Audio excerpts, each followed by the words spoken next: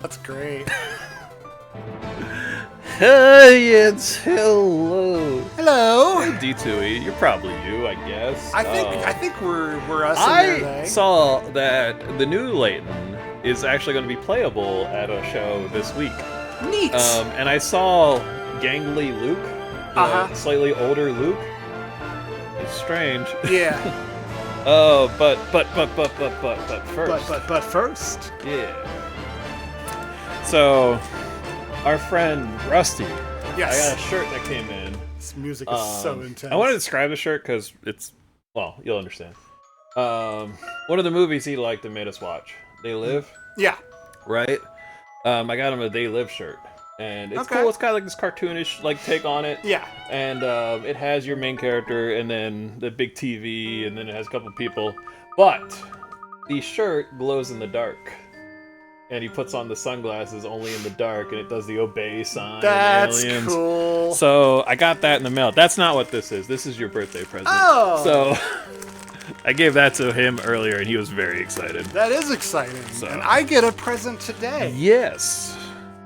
Get two, actually. Oh, two presents. Well, Okay. I'm a little nervous about the shirt. If the shirt doesn't fit, that's, you know, I was nervous. You could re-gift, but it's very cute. It's so cute. Oh man, look at that! That's a Moogle laundromat. That fucking rules. Yeah, it's pretty neat. That is so cool. It was so cute. I was like, I gotta get this for Viv. Thank But you. also, There's this item here. just in case, I was like, well, I'm gonna grab something else while I'm here on the website, just in case that one doesn't fit. Okay. So I get to open this one. Yes. And it is. Hey! Oh, it's these. You can crack it. Go for it. Let's see. It's like an art cards or something. Still like kicking through.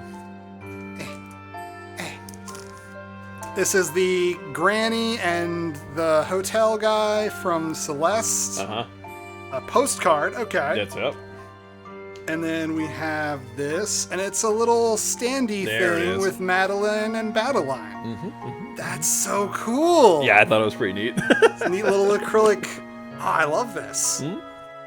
Thank you so much. You're welcome. Happy birthday. Yeah. In a few days. Yeah. Uh, Celeste-themed acrylic standee, so important to my culture. well, yeah.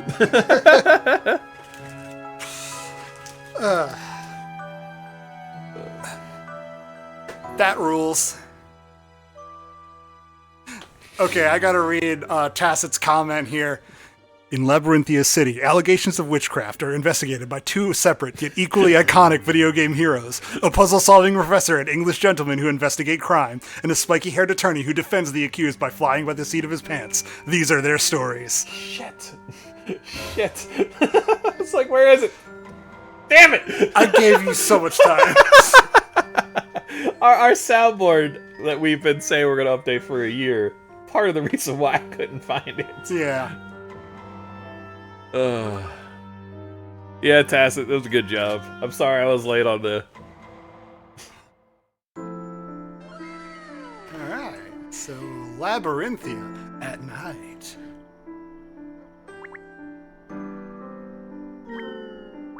Alright. Well, now I have all the sound effects ones here. Andrew fumbling worse than the Ravens this week. Ah, Derrick Henry. He had such an amazing game, and oof. Alright. 41-40. God, I know I do this every fucking stream, but I have to get used to the way they look. Professor, I smell freshly baked bread. I wonder if that could be Mr. Clare's work. Wait, are we doing a flashback? No. Oh. Let's go inside. It's nighttime now. Okay. Yes, we could. Although we could also take a walk around the town at night. If there's nothing else you'd particularly like to see, perhaps we should head back in. So I guess you could try to find puzzles and whatnot that you may have missed. But there's nothing else we need to do at the moment. Yeah, I guess so. Like, if we... I'm sure there's, like, NPCs and stuff we can talk to, like, around. Okay, bad example.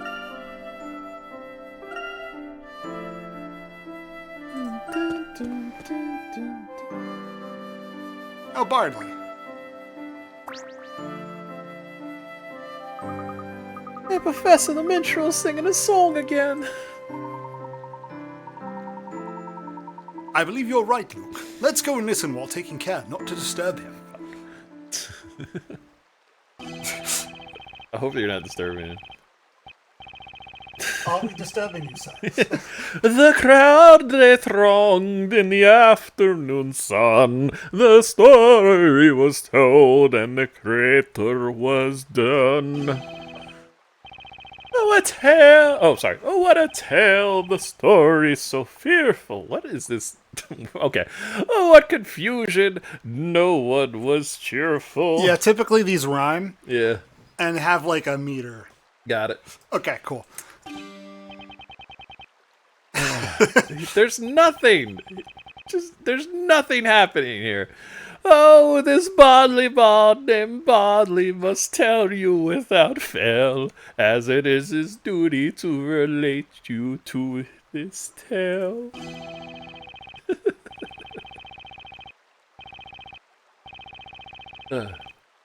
In the darkness of nights, when the sun has gone down, the shadow of the witch shall appear. And the unfortunate couple walking in the darkness shall come uneerily to the witch.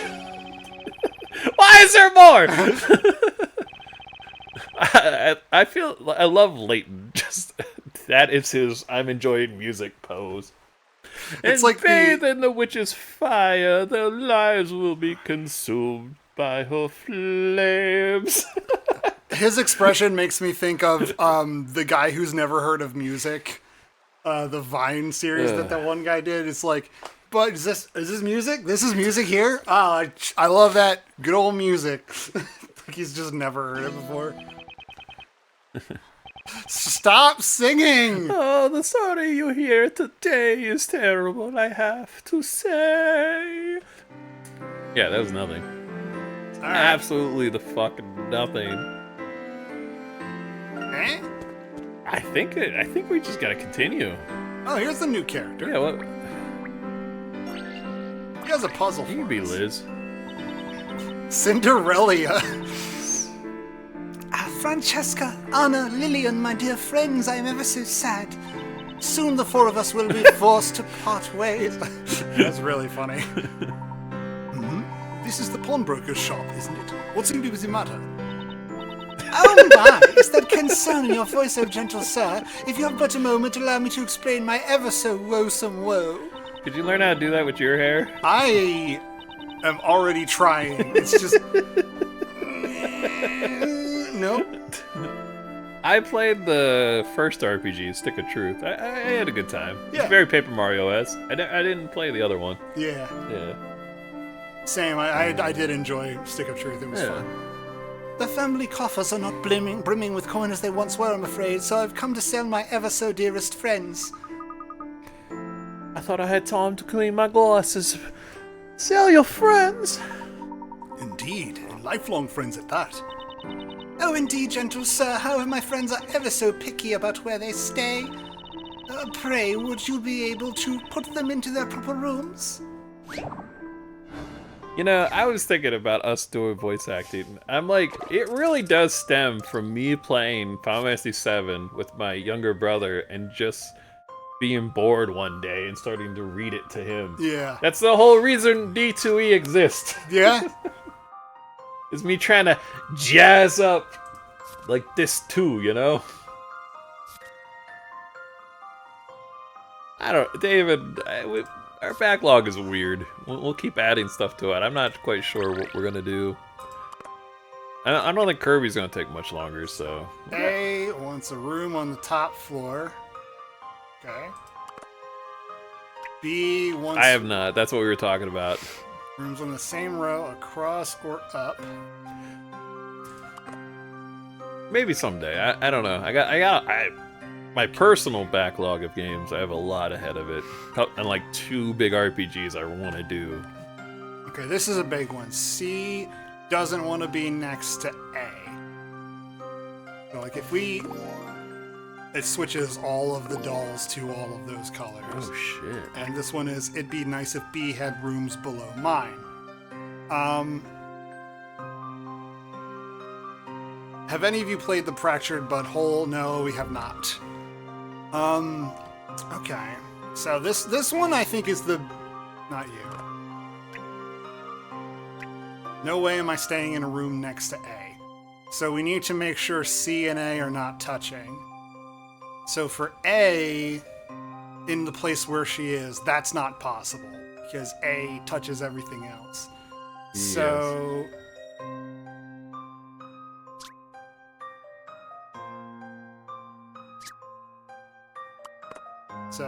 Which two don't touch at all? Yellow touches all of them. Green touches all of them. Wait, hang on. Yeah, I was like, maybe they mean literally next to, like left and right, not up and down. Yeah. Because B has rooms below mine. Yeah, Okay, all right. yeah. Okay, so they can't be on the same, like... They can't be adjacent. So I think C needs to be in red, and A should be in blue. Okay. So, B has rooms below, so maybe that's not... Yeah, B has rooms below my rooms, so that's true. Not exclusively true. That's so weird. It would be nice, not exclusive. That's weird. It's so weird. It's me talking to everyone in life. A wants a room on the top floor, so she can't be there. So maybe switch A and C. A and C are not directly next to each other, so that's fine. Yeah.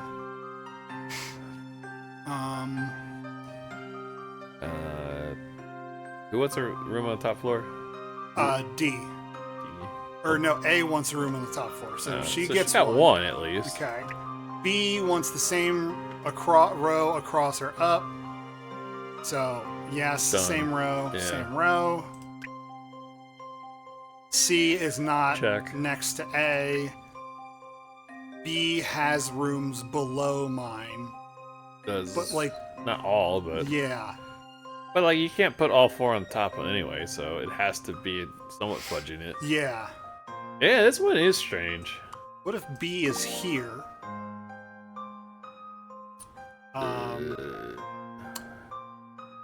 We do. What if we put A in yellow, and then B has rooms below D. Oh, well, actually, you can get them below, can't you? Yeah. Because if she wants to be below, all the blues are below yellow. Yeah. So if we put B in blue, and then we have Puzzles my weakness. This one in particular is kind of weird how they wrote it. okay. So I think A and C need to be in green and red. Okay. Let's do that. So A gets to be on the top floor. Right. C is next to A. That doesn't work.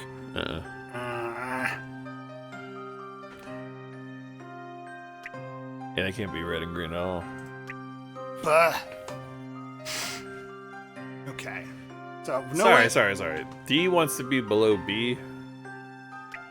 D wants to be above B. D wants to be above B. So, okay. So that's fine. Ugh. That's why I wanted to put her on top. Gross. So the only colors where, okay, so red and yellow touch, red and blue don't. Red and green touch, green and yellow touch. Who gives a Yellow and shit? blue. You guys are dolls. So You go where I tell you to go. So, let's see. A and C have to be in red and blue. which means A, since only blue is on the top floor, so that's true. So it's just a matter of these two. So if B has rooms below mine, okay. All right. I really want a room on the top floor. She gets that. I want rooms on the same row across or up. Yes and yes. No way am I staying in a room next to A. C is not next to A. It'd be nice if B had rooms below mine. It would be nice. I think it's this. Yeah. I think it's A, C, B, D. See what you think of this. There we go. Yeah. Can you let me do the next It's one, too? mostly correct, which is so weird. Yeah.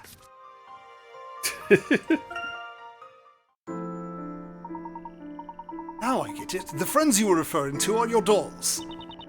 Oh, thank you, gentle sirs. With my friends all in their place, I'm sure to get ever such a fair price. And I'm sure they would be ever so happy in their new homes. Wait, why did they give you the me eyes with the little stars in them? Did we do that for your friends or for the price? Tell me, Mr. Pawnbroker, will you take ever such good care of my friends now? Madame, I realize you brought your friends a long way to visit me. But I'm afraid a doll's house like this is a little out of my line.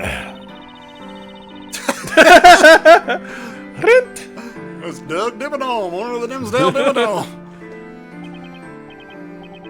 Man, he's about to beat the shit out of her. Okay, you win. I'll take them off of your hands. Wonderful. Thank you ever so much, Mr. Pawnbroker. See, she just had to be taller than him, so that's why her hair went up, and he was like, yeah, okay, you're the dominant one. Yeah. She might be laughing, but I could certainly sense the tension in that transaction. A haughty laugh of authority, perhaps.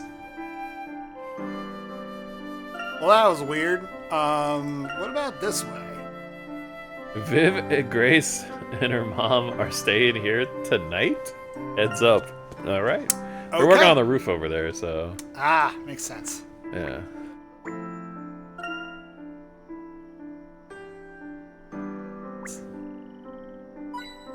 Coins! Old Bambi legs Grace fell down some stairs, got hurt at a Ren fair, fell and scraped a knee. She's all bandaged up.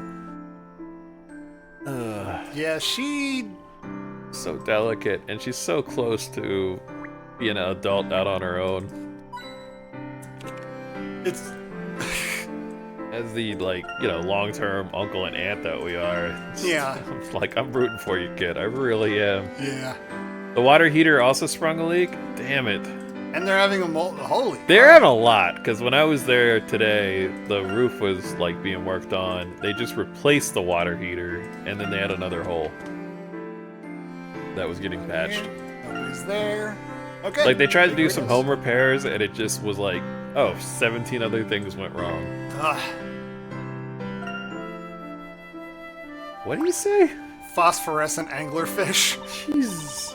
Evening, gents. Isn't Uspella with you? Do you know Uspella? Do I know her? There isn't a person in this town who doesn't know Uspella. I didn't realize she was so famous. I've known some ignorant people, but you two do really take the biscuit. If you know her better, then I doubt you'd be spending so much time with her. What's that supposed to mean? Spella's a lovely person. I don't know how you could say that. Personally, I don't enjoy talking about it in that way either. Okay. I think I had a different voice for him, and I'm trying to... Yeah, place it. well, he's got such like a expression. Thought you were bringing it down a little bit more. Maybe. Maybe a little fry in the throat. You know, Yeah.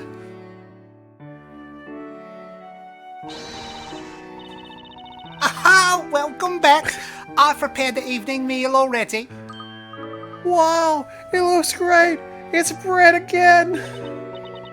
Hang on, where's Uspella? I'm afraid we were separated when she went to go get that milk. Has she not come back yet? Oh dear, maybe I was asking too much of her. no. My apologies. I should have stopped her had I had the chance. It's nothing you need to worry about, Mr. Layton. That girl knows her way round. I'm sure she'll be back She soon. looks like she's eating like a stick of cotton candy. Let's go ahead and eat while waiting for her.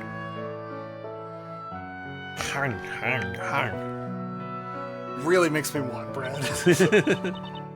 I love it when we all get to eat together. Meals are much more enjoyable that way. Oh, never had bread and jam. That tasted this good before. I remembered that bit from last time we did this game. I hope Isabella gets back soon. Oh yeah, you guys went out to the Great Archive with her, didn't you? Did you find what you're looking for? Well, it's a bit of a mystery, really. Andrew is Ange on diet. Yeah, she's doing her carnivore thing. So that's a no-go on her, but, you know. Emotional support brownies for the rest. No, I'm kidding. What do you mean? In truth, we went there to investigate the mystery that is Labyrinthia. However, what we found instead was quite the puzzle. Oh, right, a puzzle. Huh. You know, I get the impression puzzles are really popular in this town. Do you not know what a puzzle is, Nick? Not that I know exactly. Well, we spend all our time baking. It's not really the kind of thing we're supposed to know about, I guess. Indeed, it appears the two of you are a little unsure about the concept of puzzles. What the fuck are we doing right now? Say, Mr. Layton, do you think you could give us a little Puzzles 101 crash course? I'm kind of curious. It would be my pleasure, Miss Faye. But rather than explaining it in words, I believe I'll actually explain trying... it in song! I believe actually trying your hand at a puzzle will be far more rewarding. Here, I'll give you both a simple example to think about. Now then, here we have two long loaves of bread placed side by side. You'll notice that they form the number 11. Do you see what I mean? Oh yeah, I get it. So that's what a puzzle is. Not quite, Miss Faye. The puzzle is what follows next. What I'd like you to try is... I'd like you to see if you can change this into a number lower than 11. A lower number? So how about if I just take one of the loaves? However, the one condition is that you must add another loaf of exactly the same type. You need to add another loaf? Even though we add a loaf, the number has to be lower. I think I'm beginning to see what you mean by puzzle. Wait, I think I got it! I may just be a beggar, but I bet I have the right answer. If I place the extra loaf sideways like this, 1 minus 1 equals H. Oh, give me a break, Nick. That's totally the letter H. We're trying to solve a puzzle here, not win a spelling bee. Thanks, Maya. Oh, come on! I can't be the only one who sees 1 minus 1, right? Right? Turning it into a matter of arithmetic is certainly an interesting approach. You think so? Most certainly. That's precisely the kind of flexible thinking needed for solving puzzles. Now, let's think again. Take a seat and leave this to a pro, Nick. How about this? You just take this new loaf and ta-da! Now that's 1 minus 1. What are we doing here? Hey! Eating is cheating! Eating is cheating! Sharing is caring. Eating is cheating! Really? Because it feels more like winning to me. Eating is cheating. You're full of surprises, Miss Faye. I didn't expect that kind of innovation. I solve the puzzle and enjoy the bread. Win-win, baby. Professor, does this mean we can just eat all our puzzles?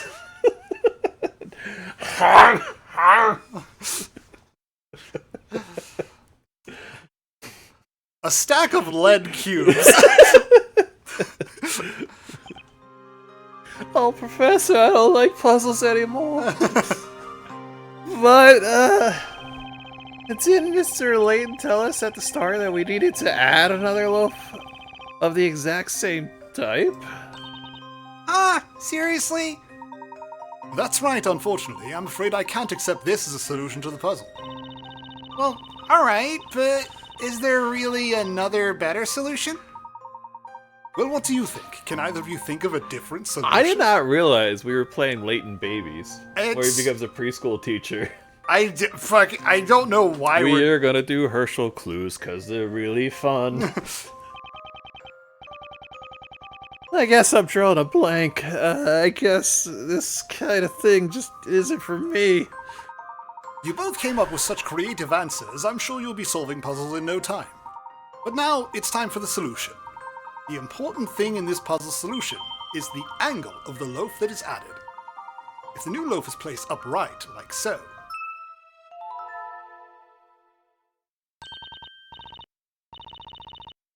Oh, I get it. It's the number 1.1, right? Hey, that's right. That's a lot lower than 11. you see, 3 is clearly a smaller number than a million. Oh, now I understand. Exactly. When solving puzzles, there is never just one correct method. It's essential to think flexibly and try many means to solve it. Sometimes critical thinking is the key to success. Right, I see what you mean. These puzzles are really something else. Well, if I see another puzzle like this, I'd still rather eat my way to the solution. What a pointless interlude. You know, I don't think I'm cut out for brain-busting bread puzzles like this and something else. I'm sorry, I It's hit the okay. button by accident. That's fine. That's because we're ace bakers. I guess we're better suited to using our hands than our heads. Is that so? In truth, I can't help but feel you're both a little out of place as bakers, if you'll pardon my saying so. Naturally, I won't force puzzles upon you. But if either of you should be interested, I would heartily recommend giving puzzle solving a try. Always consent to puzzles. Professor, right now there's something else we all need to try. Missy Claire's freshly baked bread is getting cold. I'm sure it tastes better hot. Oh dear, so it is. You know how I can get when it comes to puzzles. That is a fucking understatement. That is not a neurotypical man. Well, young man, I must say it's a pleasure to have someone show such appreciation for my bacon. When it comes to your bread, Missy Claire, there's no limit to how much all I could eat.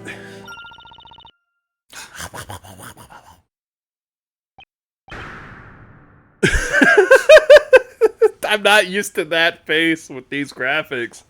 Luke! You shouldn't have said that.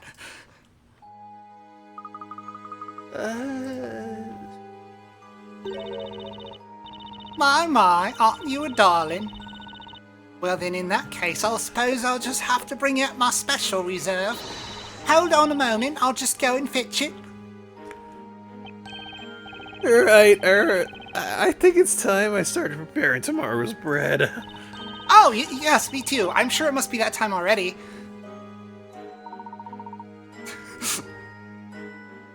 She's gonna overfeed the boy? Professor, what was that all about? Not entirely sure, but I do seem struck by a sudden sense of impending doom.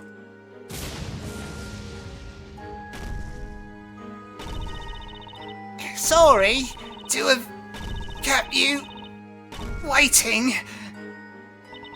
There you go. Have at it, but be warned.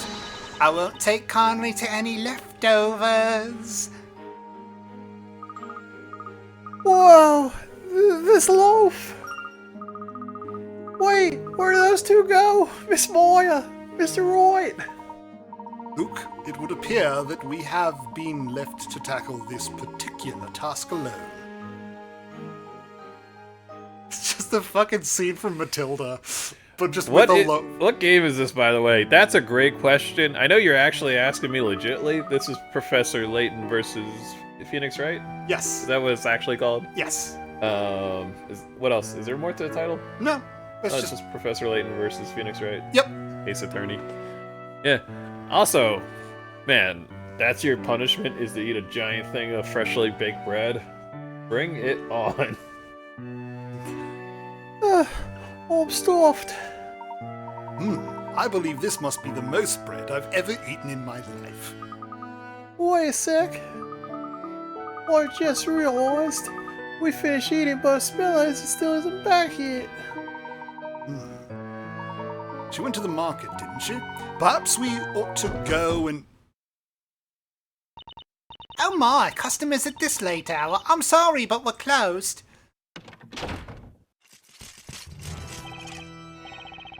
That's him! That man over there!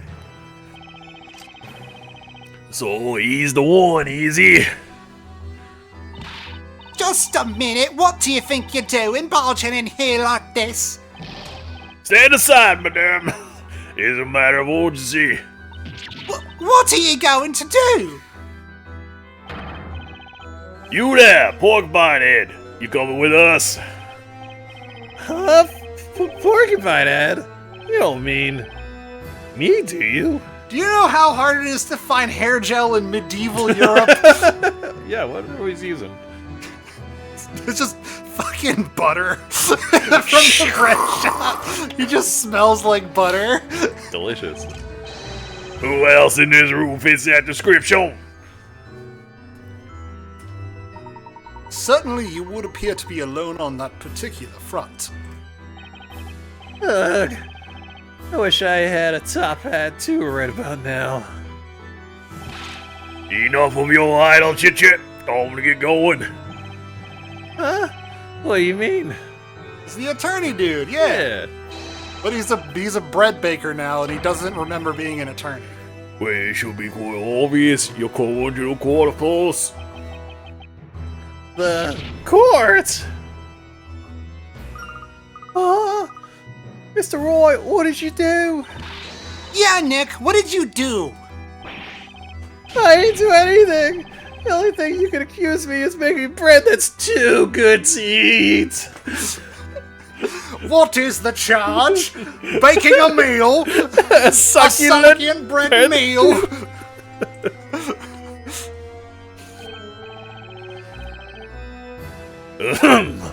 This man's not the one who's on trial. In that case, why is Mr. Wright being made to go to the court? That's simple, because the girl has requested him, of course. Girl? What girl? Naturally, the girl facing trial for this evening's crime.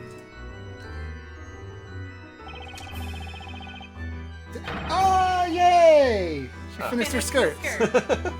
I from this angle, I couldn't see the skirt at all, and I just saw you. I was like, wait, there's something more. Camera's too low. Yeah. Not like that. It's just we'll just lift you up. Shoo. Yeah! Yay. It's really cute. It's very flowy. It is. When she did the twirl, it did the full skirt thing, exactly the way you want it to. Yep. It's got enormous pockets. Really? And now I'm gonna make one for you. Yay! Nice.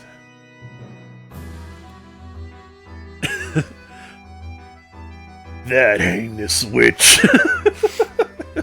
Mr. Speller Catabella, no less. Phoenix is resting his chin right on Layton's hand there. To be continued Right now! Thank you. Here. Hell yeah. Oh, we missed quite a few. Jeez. All right. Well, if we can not go to court, we'll go to the librarian. Yeah, I think we'll have to go. The shirt that she was wearing describes you. What shirt was Katani wearing? I'm not lazy, I'm energy efficient. That's it. Okay. I think that was the one. All right. Oh, we got a real cutscene. Gross. Wood bucket milk. Yeah. Where the hell did she go with milk in the woods? Don't want no fuss and we don't want to hurt you, alright? Yeah, we just want your money, that's all. I swear, our You'll voice give it to acting us, is won't you, so on Ellie? par.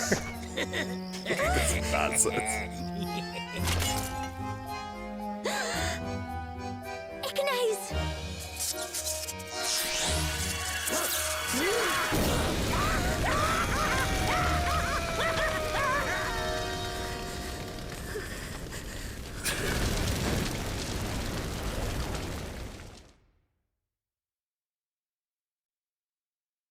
Well, that was neat. Yeah, I wasn't expecting her to like the two of them on that much fire. Yeah, that was pretty cut and dry right there. But we'll see about I love the pillory and the rats scurrying in the background. I didn't see the rats. Your thoughts, Witchfinder General? Oh, we're gonna get to the Witchfinder. Jeez. Oh, what is this place? The room is lit, but it's still somehow dark, and the atmosphere feels heavy. Hey, Nick. I wore my Heelys and slid into the room as fast as I could. Nick, what are we doing in a place like this? How should I know? We're just a couple of bakers, but I don't think they brought us here to make bread. Yikes. Is it me or is that guard staring daggers at us right now? That's probably the same guy. Mr. Wright. Well, no, I'm sorry. It's a spell. I was wrong. Espella, what exactly is going on? I'm sorry. I was the one who sent for you both. You sent for us? I'm being put on trial. Wait, what? What happened? I don't know. I just don't understand what's going on. I didn't do anything wrong. I couldn't possibly murder anyone. No, you possibly could. There's many ways you can do it. Murder? That's a real Phoenix Wright game now, baby! It's true. I beg you, Mr. Wright. Please, I need your help. Just one more time. You need my help? What could I possibly do? Spella, I'm just a baker. The only thing I know about the law is how not to get on the wrong side of it. You very much don't know that, Phoenix. But that's a story for a different game. Wait, hold on a sec. Espella, what did you just say? You said you needed Nick's help just one more time? One more time. I'm not quite sure myself, but when the knights came and took me, a vision suddenly appeared in my mind. It was Mr. Wright. He was fighting me, defending me. A brave blue figure. It was clear as day. I was fighting for you? No way! That's impossible! I mean, like I already said, I'm just a baker. I have a hard enough time rolling dough, let alone defending someone in court. I thought the same thing too at first, but I don't think that's quite true. You and Maya, at some time, somewhere, you helped me. You fought for me as a defender. A defender?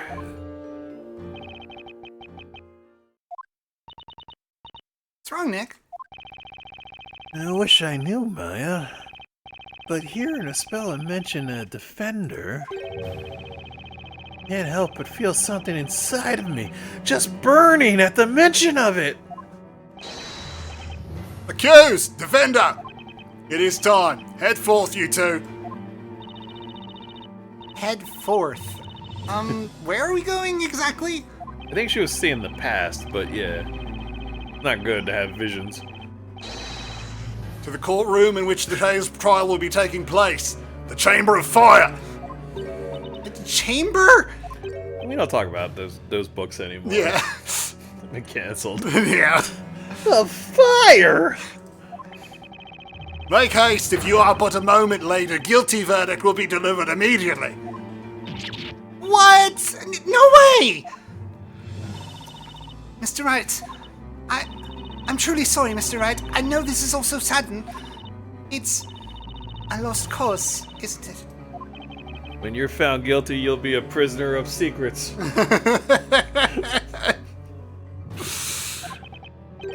Well then, let's head inside, Espella. You right? Defending a witch really takes some sorcerer's stones. This overwhelming pressure. It feels so familiar, somehow. Almost like deja vu. Mr. Wright, Let's go, Maya. Maybe we'll get a better idea once the trial gets underway. all right, let's do it to it, Nick. Alright. All right. What is this heat? It's like an oven in here. I will now pronounce the verdict. This court finds the accused guilty of being a witch. I'm not a witch! Please, I Oh, shit. need to reconsider! I'm not... Oh, Witches are to be cast straight into the hellfire! okay. What? No! So, this is the witch's court. Yeah, that is kind of a terrifying thing to just walk in on, huh? Where'd all the crowd people go? So, how are you feeling, Nick? Me soul's on fire. It's so on fire. Me feeling hot, hot, hot. I've forgotten what this felt like up until now. Huh? The butterflies in my stomach, the tension so thick you could slice it with a knife, all these feelings. These are the feelings that I'm definitely familiar with. Anyway, we're here to fight for Espella and to get her out of this place. That's right. The court is now in session for the trial of Espella Cantabella. Defender, Yes, Your Honor? yours is a face I've not seen in any past trials. But no matter. Start by stating your name, Defender. Yes, Your Honor. My name is Phoenix Wright, Ace Baker. A baker? I asked him to come, my lord. I want him to represent me. This court dictates that the accused is free to assign a defender of their choosing, my lord. Very well. At any rate, the results of this trial shall not change. That aside, I've not yet seen hide nor hair of the Inquisitor assigned to this trial. Inquisitor? Oh, right. I should have noticed earlier. No one's there. Should should the have noticed assigned nothing. Inquisitor fail to appear in court, I will have no choice but to dismiss all charges. He is an Inquisitor of high caliber, but if he does not come forward soon, You get off your this speeding trial ticket. will end, and victory will then be declared in favor of this baker. Hold it! Here he is.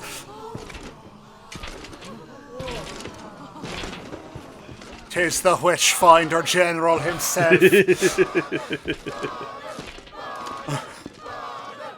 Come to pass judgment upon the infernal witches of this land. He wanted the Witchfinder General voice, that's what he's getting.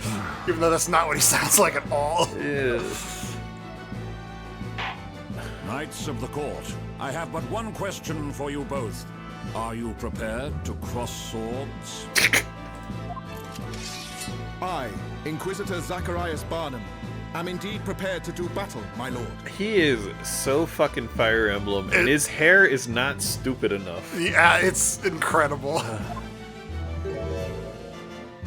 Something amiss, Baker?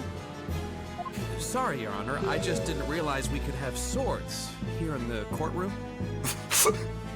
There's Let's a stop. giant fire pit in front of you, Phoenix. It is the way of the court knight. A knight must always ensure that he rides with a blade at his side. Now then, State your name, Sir Blue Knight. Huh? My name's Phoenix Wright. I'm a baker. How many times will they make me say it? Scottish accent's a little more appropriate in this setting anyway, yeah. A baker? Nick, quit with the long face. You look miserable. No need to waste your breath. This trial What part will of be this over will before you can not be utter a miserable single about? Objection. For the security of all of Labyrinthia, my blade shall rend your defenses swiftly and without mercy.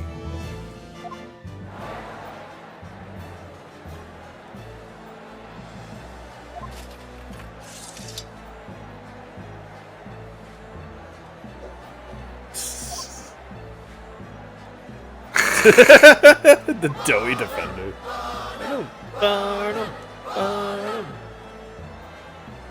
I love the circus. I love that he's just, I am in medieval times right now. Like, Yeah. The show. Everyone's cheering for the gallant knight coming in. Oh man, you gonna go like full cable guy on me? Yeah. Oh boy, what's with all this excitement? I really think this was a courtroom. Down, down, down. Red Knight's going down. Crowd doesn't seem very interested in love, that's for sure. It's like they're all just hoping for a guilty verdict. Or we're in the South. Inquisitor Bottom, you may begin your opening statement. I didn't expect him to have like a serious ass voice, and that's better than doing old goofy judge. So I'll go for it. I thought he'd also be British, but nope. As you wish, my lord. I'm sorry, I was not First, ready. let us begin by recounting the events leading up to the murder. I'm glad Is I that was- acceptable, Sir Apprentice Baker? I'm glad I was rambling and not drinking because the voice just surprised me so Yeah, much. It's a weird voice, but it's so fun. As you wish. The murder occurred this very evening. Yesterday there was heavy rainfall in the area. Eventually it gave way to sunshine, which came just in time for today's parade. Although a few hours after the parade ended, the rain set in once more. Jesus. It must have been when Espella and the others were at the Great Archive. It continued to rain until just before the incident, which took place on a small path leading to the market. The accused had been out doing some shopping at the market. She returned home on that very same path. And on that forest path, two rogues named Robs and Muggs are said to have accosted the accused. Vulcan Skull? Yeah. One could assume the accused simply acted in self-defense. Oh, I see. Robs and Mugs. Those two have appeared in court a number of times in the past. Two rogues, huh? So far, it may appear that the accused was more the victim. However, the situation soon changed. Yeah, that's right. The accused, Espella Cantabella, knowingly and mercilessly murdered her two assailants. She's hanging up there? Yeah, they just leave her up there. Okay. The close-up didn't make me think of that. Cantabella, more like Coodabella. That girl, isn't she? I always knew she looked suspicious. Shh, not so loud. Yikes. Here's that weird excitement again. I believe we now fully grasp what happened. Nice job on improving your New England accent, Vivian, in real time, no less. It's a fun voice to workshop. It really is. Doing vocal training so I could transition to a Stephen King novel. It is getting late. Inquisitor Bottom, you may now begin. As you wish, my lord. The Inquisition will now hear eyewitness testimony regarding the night of the murder. Eyewitness testimony, huh? Looks like this trial's finally getting underway. I can't back down now. I have to fight. But I'm just a simple bread-making baker, living a simple bread-making life. How did I get here? And the days go on. I'm just an average man living an average life. I bake from 9 from 5. Hey, it pays the price. Okay, go ahead. I always feel like somebody's watching me. Ooh. Oh, man. Ugh, this situation is more twisted than a pretzel, and I'm smack in the middle of it. The pretzel of death. This fucking Zelda dungeon music going Yeah. on. I had to do this to save Espella. Okay, let's see if I can untwist this testimony and put this thing to bed.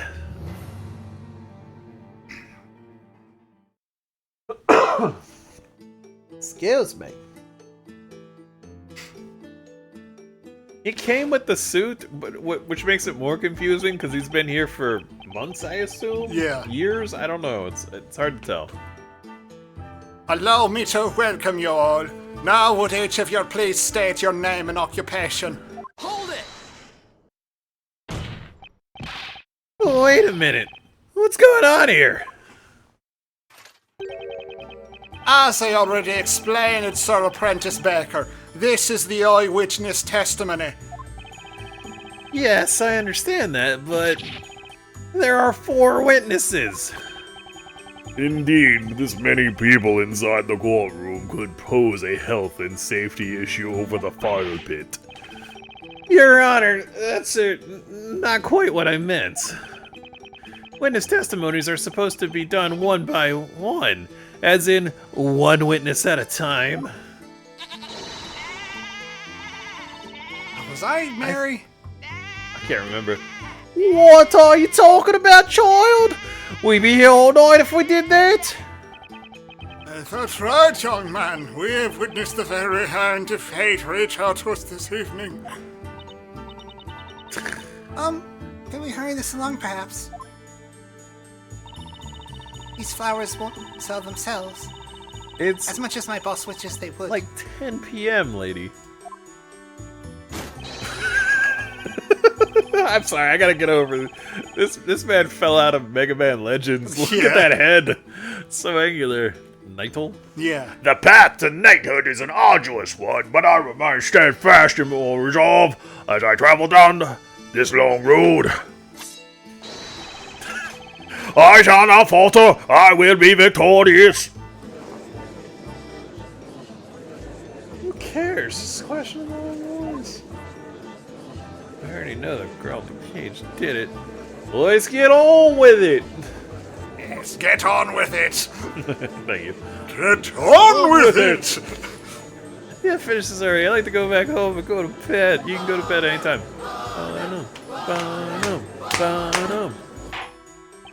Witnesses, again, state your names and occupations. I am known as Wordsmith. But what is a name? How doth one describe an occupation? Like the bubbling of a babbling brook? I flow gracefully around the rocks and debris that is life. Nary a worry in my mind. Alright, so I guess that means he's jobless. My name is Barry, and this darling kid is Snowy. Snowy and I often travel to the edge of town to sell our delicious fresh milk. Milk the milk like that doesn't happen overnight. I work my hands to the bone, squeezing each drop out, literally. That sounds pretty frightening. I'm Kira. I'm a flower seller. Yes, I played Final Fantasy VII. If you would all be so kind, feel free to purchase one of my beautiful flowers at any time during the trial. There's no way I'll sell them all by morning. Oh, the life of a flower girl is so hard. Yeesh, talk about a hard sell. My name is Layton. I aim to join our town's Order of Knights. I study night and day, though I am still a bit square. Joining the Knights of the Inquisition is my life's ambition, and I, Idol, will do whatever is necessary to join. So he's jobless too. Honourable witnesses, I ask that you show this court your best when delivering your testimonies. Now, tell us what exactly you all saw on this ill-fated eve. Just like 4 dialogue boxes appear on the screen at the same time. They're just like, The delicious scent of mid-evening dinner permeated the air, and a soft light shone faintly in the distance. Bugs. I'm sorry, I don't know why I did that voice. Bugs grabbed the girl at my arm. It looked almost as she pushed her to the ground. I heard a faint voice cry out. The next moment, those 2 villainous men burst into flames. There was not a trace of fire to be seen in the area. Without a doubt, magic must have been used. Magic? Sir Apprentice Baker, you may now begin your interrogation. I have but one piece of advice. I suggest you pay it heed. Do not waste the court's time by grilling these witnesses over irrelevant nonsense, Sir Apprentice Baker. You're right, Nick. They sure love calling you an apprentice baker, huh? I'll be honest with you, Maya. I have no idea how I'm feeling right now. But, I know it's up to me as her defender. Aspella's fate is in my hands. I have to believe in her, and I need to start believing in myself. I can do this. I can do this. I can do this. I believe Aspella is innocent, and I'll fight until the end to prove it. Yeah, that's the spirit. We can do this thing, Nick. Christ. The fucking swords.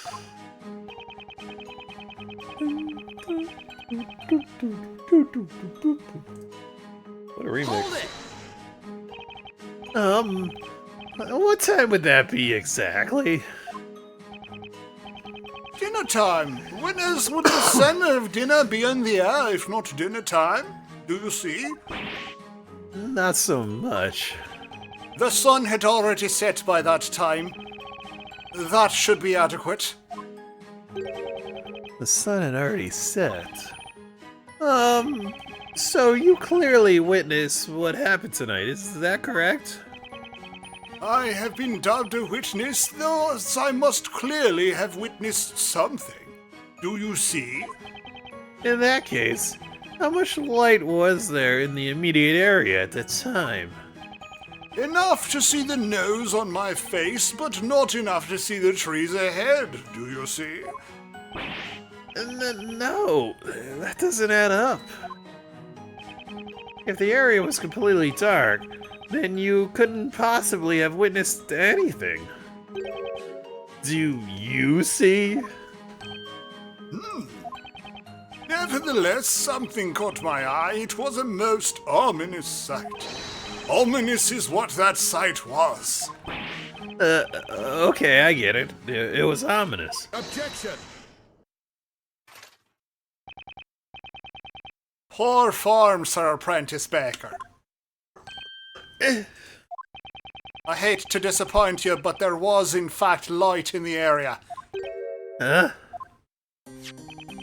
Take a look at this. This is a drawing of the crime scene based on the witnesses' accounts as penned by the court illustrator.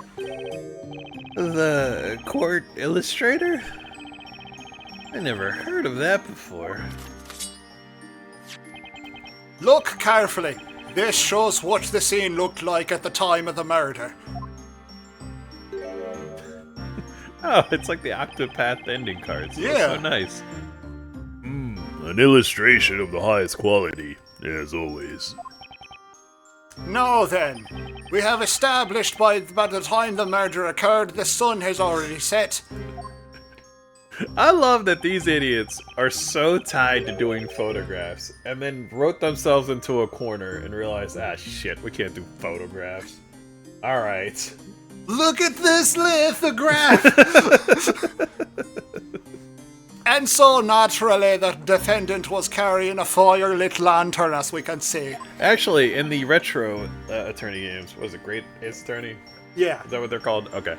Is that what they do? Drawings? Sometimes they do, like, etchings and stuff. It's so silly. It's so silly to me. But there is much less reliance on that. I would hope so. More in, like, pieces of evidence. Yeah, I hear a lot of great things about those, but I'm just not sure. I'm dubious. Yeah. Just because of the setting, really. Yeah. A lantern. Eureka! Indeed, yes, that is what I was saying earlier. There was a lantern, I say. Oh, please. You totally forgot. To be honest, I did not imagine it would be necessary to present this, but... My lord, here is the lantern in question. This is what was responsible for the light illuminating the area.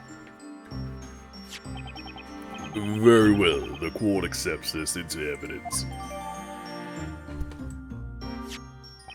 Speaking of which, Inquisitor Bottom, in this drawing, the accused seems to be holding a milk bucket of sorts. What became of this? May I have some? That is a strange case indeed, my lord. That bucket seemingly disappeared from the murder scene. The milk bucket disappeared, you say? There has been talk of wolves living in the nearby forest. It is thought that they often make off with the items they find on the ground. Great. Wolves that steal your stuff. Huh. Remind me to never set foot in that forest. This is great, Nick. We've got new evidence now. Yeah. I guess you're right. You know, Nick, you really don't look like just some normal run-of-the-mill baker. I'd say you're more like a somewhat articulate run-of-the-mill baker. I think you might even have a knack for being a defender.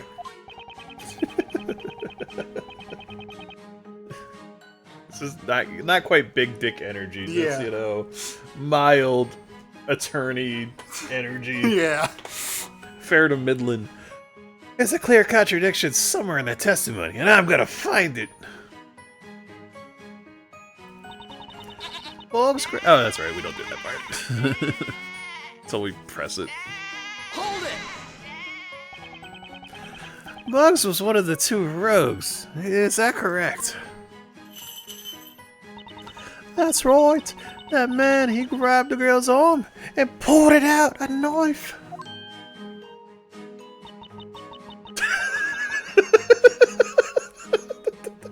There's no context to this. Just that clip.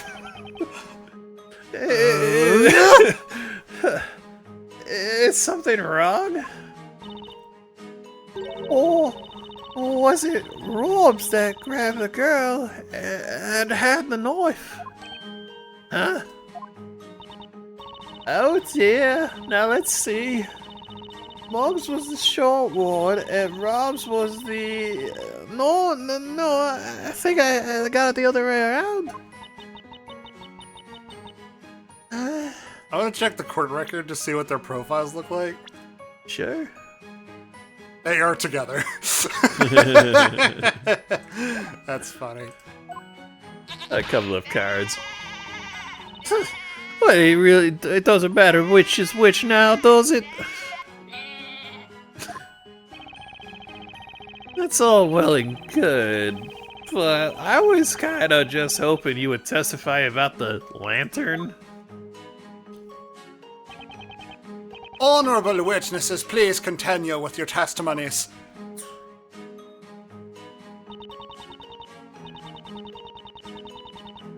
Hold it! Exactly whose cry did you hear? Well, it was the accused. It was Isabelle's voice, of course. And did you get a good look at Miss Cantabella's face? Yes, I mean, she was carrying that huge lantern after all. You're only sure because all the other witnesses just finished saying they saw her with the lantern. Which was it? Yeah. Hold it! Isn't it a bit premature to assume it was magic? What an absurd statement! Say what? Think about it! The knaves... Sorry. I'm so used to knives. Yeah. The knaves were engulfed in flames in the blink of an eye. The blink of an eye! There was no single trace of any farm source to be found in the area. Not a trace. Did I just hear that right? I think I just found a contradiction in this testimony. Let's do this thing, Nick. Hurry up and present something. Let's do this thing. Hit him with some decisive evidence. Spilla was carrying a lantern at the time of the murder. That fact definitely contradicts a certain witness's testimony.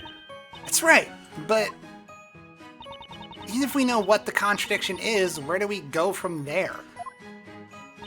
I mean, what can we do? We're just a couple of bakers after all. No, Maya. This is one time we won't be putting her in the oven. I think you're wrong. Huh? I don't know why, but I feel like I know how to do this. If you're gonna speak up in court, there's only one thing that people will listen to. That's hold the button so you can talk into the 3DS microphone. And that's evidence. I just have to try and present evidence whenever there's a contradiction in one of their testimonies. Okay, Nick, let's give their testimonies another listen. Alright. Oh, I suppose I could say all that again. That's true. Not a trace of fire to be seen in the area, but there was, in fact, a lantern. Objection!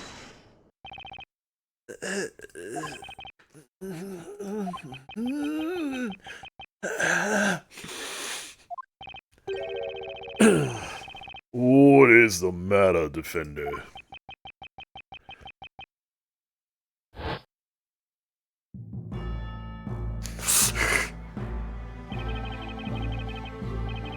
It's all coming back to me now. I just feel the urge to shout out right from the bottom of my lungs while pointing my finger. Objection! I can't help but feel that's a word I used quite a bit in the past. That's it. I remember now. I remember everything. I used to watch a lot of television. The legal of attorneys exchange, Isabelle's trial, and then that strange book.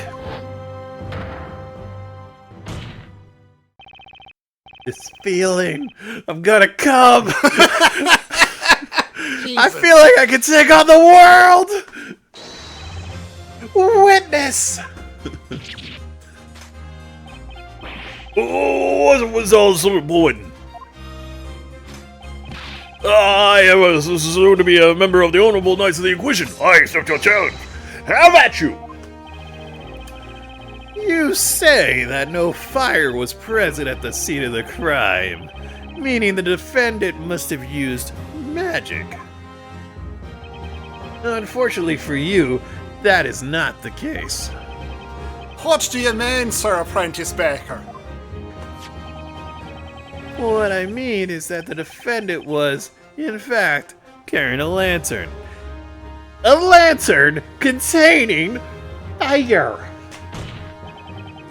Those two rogues were actually burned by the flame that was inside the lantern. That is the only logical explanation.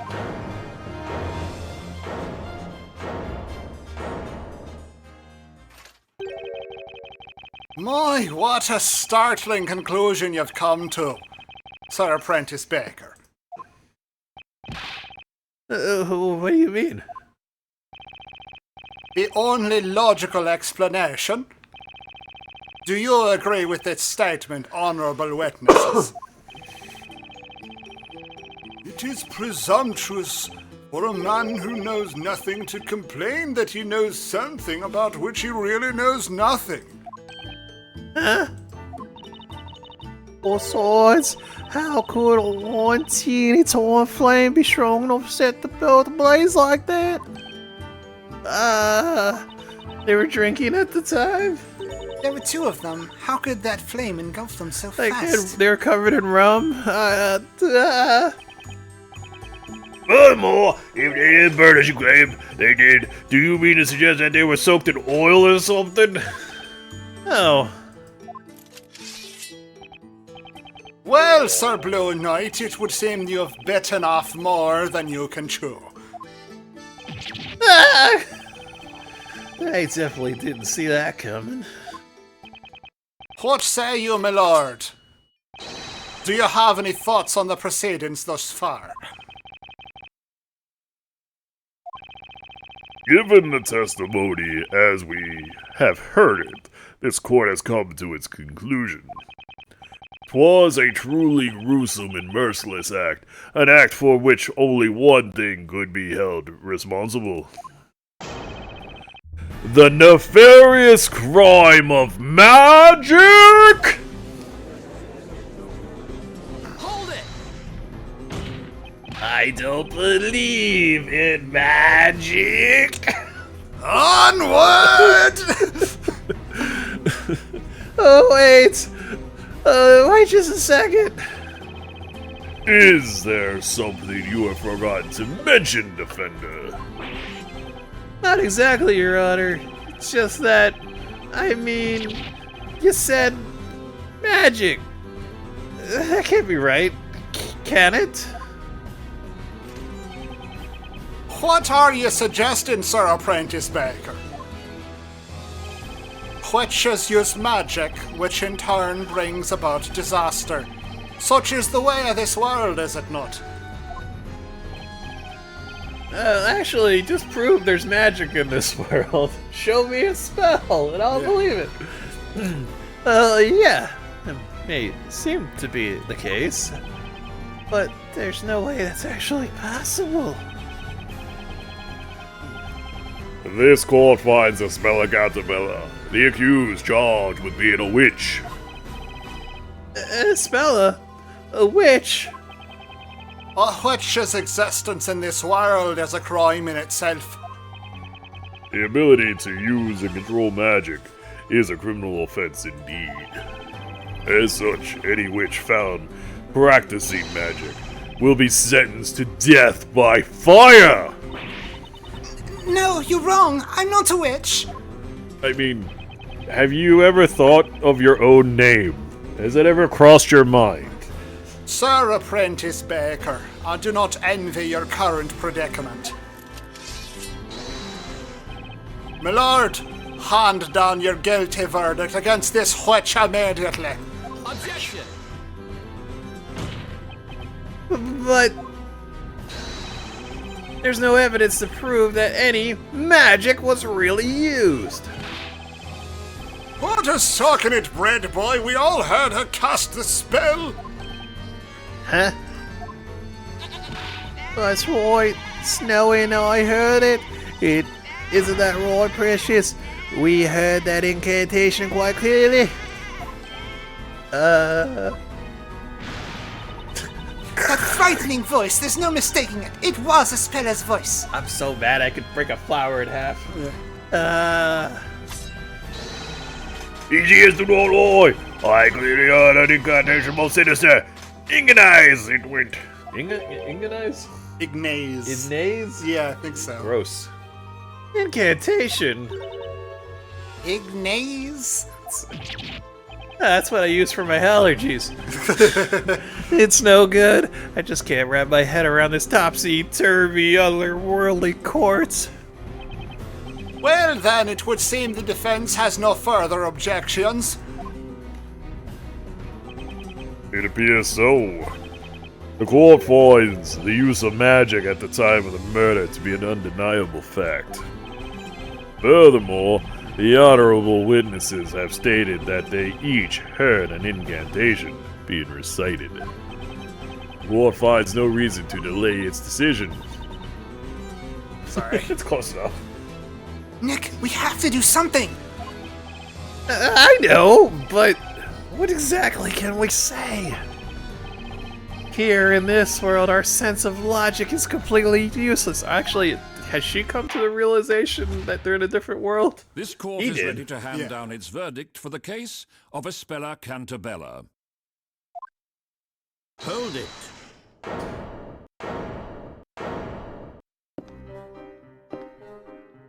Oh man, they're playing his theme music. My God, that was Layton with the chair. I request that the court hold its verdict a moment longer. What is the meaning of this intrusion? I have something I believe will be of use to the defense. A weapon of sorts. That's... The Grand Grimoire. All of this world's magic is contained within its pages. Without it, this trial cannot reach a satisfactory conclusion. the Grand Grimoire.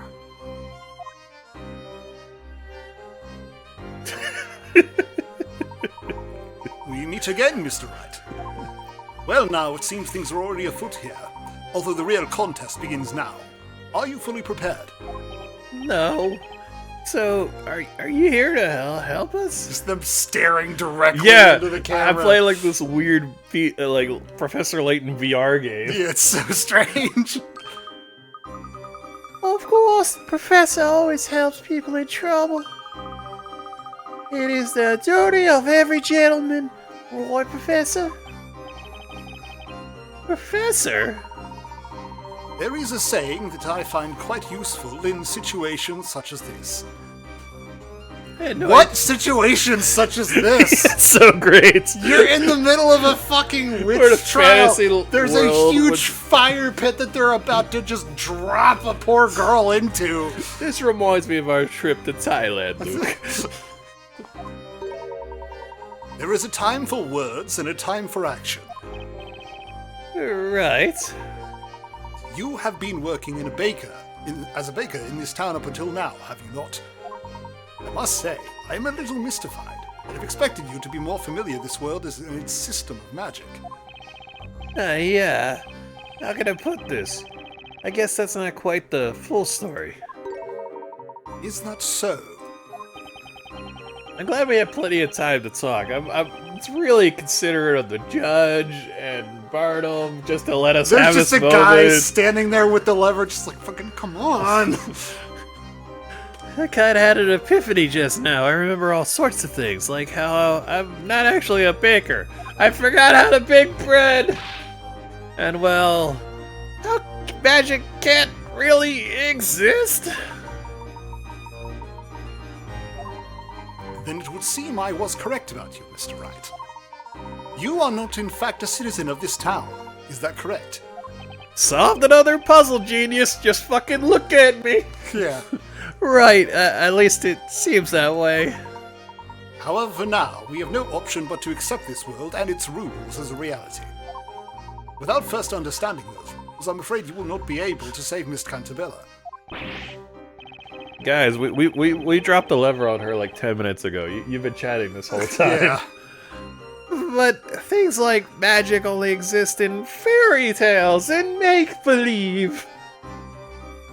You'd best start believing in fairy tales, Mr. Wright. You're in one. I'm afraid, Mr. Wright, it does seem magic does in fact exist in this world. Such a truth cannot be denied. Indeed.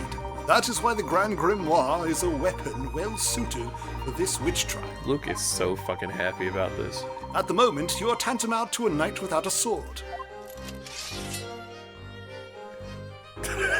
Did someone say sword? I feel more like an attorney without a chance, actually.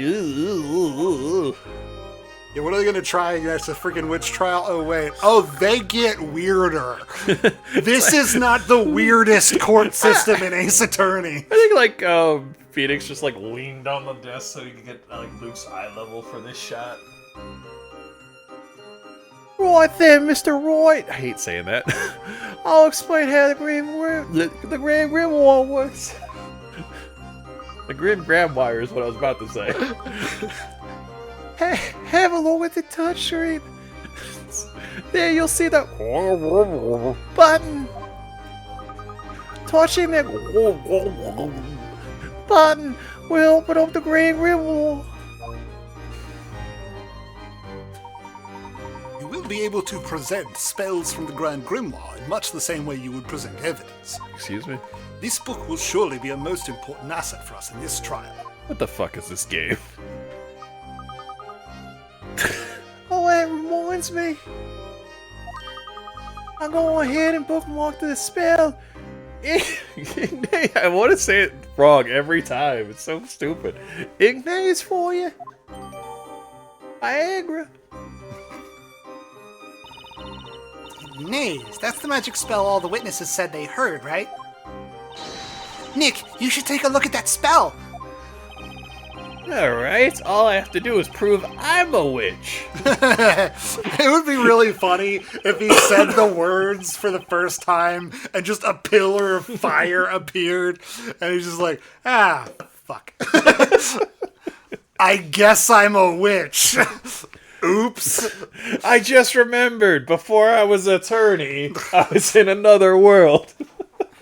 Reincarnated another world as a defense attorney? Reincarnated as a baker? The defender has given more than enough time. It seems this trial has reached its end. Is that understood, Sir Apprentice Baker? This case is quite straightforward, with very little room for doubt. The witness's testimony, coupled with the illustration of the time of the murder, makes it quite clear what must have occurred. Like, you like into the weird emphasis. It was a mix of the actual words of like, someone drew a picture, so Yeah. clearly it's there. That, plus your accent was killing me. This murder was the result of magic. And furthermore, the caster of said magic was none other than the accused. That, Sir Apprentice Baker, is the truth. Best you go back to Bacon, for I believe your days in the courtroom have crumbled.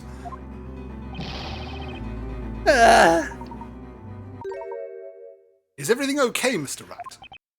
Yes. It would seem that photographs do not exist in this world. Photos don't exist. I guess that makes sense, the old time period and all.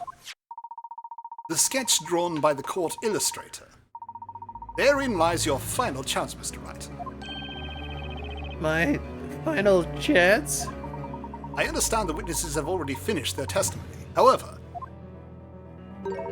if you could perhaps find a clear contradiction within this illustration. There's another contradiction. In that case, there's still hope I could turn this around. Mr. Roy, I have to go to the bathroom! I was like, I saw you look at me and I was like, I'm doing it. I'm going for it. You have to hurry! Look, the judge! Judge is like... like he's got a fucking wind up for it. He looks ready to deliver his verdict any second now. This is it. This is my last chance. What should I do? Hold it! 1 second, Your Honor. The defense requests permission to have another look at the court illustration. I think there might be a contradiction in there. Objection! You are already out of time. All testimony and evidence given thus far has proven to be accurate. Objection! I wouldn't be so sure, Inquisitor Burnham. There's just one thing you've overlooked. That guy in the top hat who gave me this book. Yeah. The Grand Grimoire. Absurd! I overlooked something. You were the defender here. You should have examined the tome earlier. You're right. I should have. But unfortunately, I was nothing but a simple baker until just now. Through the power of magic. Interesting. You've certainly begun to show your true colors, Sir Blue Knight. Let us see what type of knight you truly are. Have at you! The defender will now show us this supposed contradiction. The court illustration and the Grand Grimoire. Somewhere there's a contradiction between those two, and I got to find it. This is my last chance. Why didn't the top hat guy just tell me? Defender, use this little magnifying glass and just scroll around, see if you can find it. The reveal and shout real loud. It'd be cool. Yeah. Just do it for me.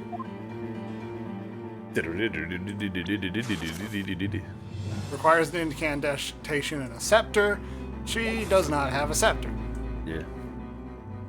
Her hand is holding the milk bucket. Got it! Got it. The contradiction is here. The hand of the accused. She appears to be holding a milk bucket. Yes, but that milk bucket was said to have vanished from the crime scene. It's quite possible that there's an important reason behind its disappearance. Inquisitor Bottom, what are your thoughts on this? It is quite mysterious indeed, my lord. However, the Inquisition believes it bears no relation to this case. Forest wolves simply came and stole the bucket. Nothing more. Let us not dwell on the milk bucket for the time being, Mr. Wright.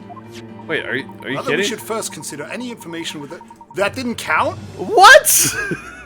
You're so right! A new piece of evidence. Maybe I should have another look at it.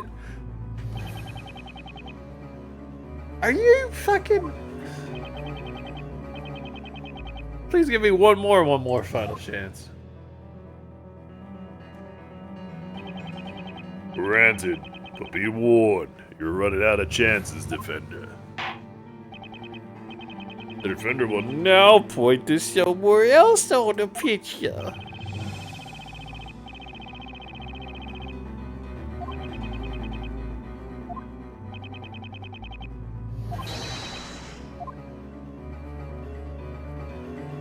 Is it her other hand? Why would that matter? Because she doesn't have a scepter of any kind. That's her belt. Yeah, it's like... Hey, pull up this book again. It's just this one page, right? Yeah, summon is a circle of flame within 1 meter radius of the caster. Requires an incantation and scepter to cast. And she doesn't have a fucking scepter. That's why I picked her hand, because it's full and holding a milk bucket. So wait. Are they gonna say you have to scan her right hand because she's right-handed? That's why you have to like pick that hand? I'm gonna try her other hand. You know what I mean? Yeah. Is that the logic? This was it. It was the other hand. The contradiction is right here. The hand of the accused. She seems to be holding a lantern. What is your point? Now we're here.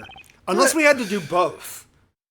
I doubt it, right? I think it's a right hand issue. Yeah. She's not left-handed. It's that stupid. According to this tome, using the spell Ignaze requires the use of the witch's scepter as well as an incantation. Isn't that right? Correct. For witches to use magic, they must be in possession of a witch's scepter, also known as a Telea Magica.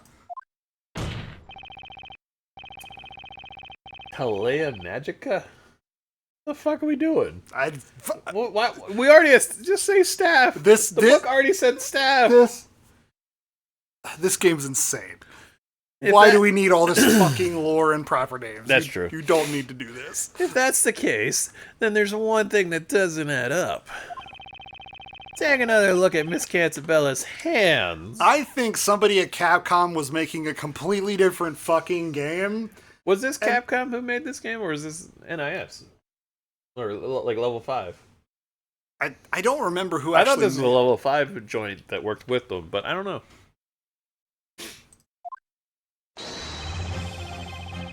But yes, we made that joke before. Like they were like working on something else, and then you were like, "Oh yeah, we also have this Layton, Phoenix Wright thing. They're solving murders. There's like a puzzle in the guy's stomach, a gunshot wound, and you gotta solve it." Yeah. And then they just took the two ideals and Yeah. But it's so weird. Yeah. Tell me, do you see the witch's scepter in either of her hands?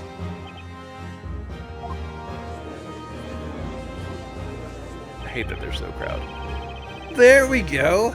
Let's see you point that sword at me now. You did it, Mr. Wright. But wasn't that contradiction just a little too obvious? You may be right, Luke. Maya, are you like hiding under the table when they do this and she's not there anymore?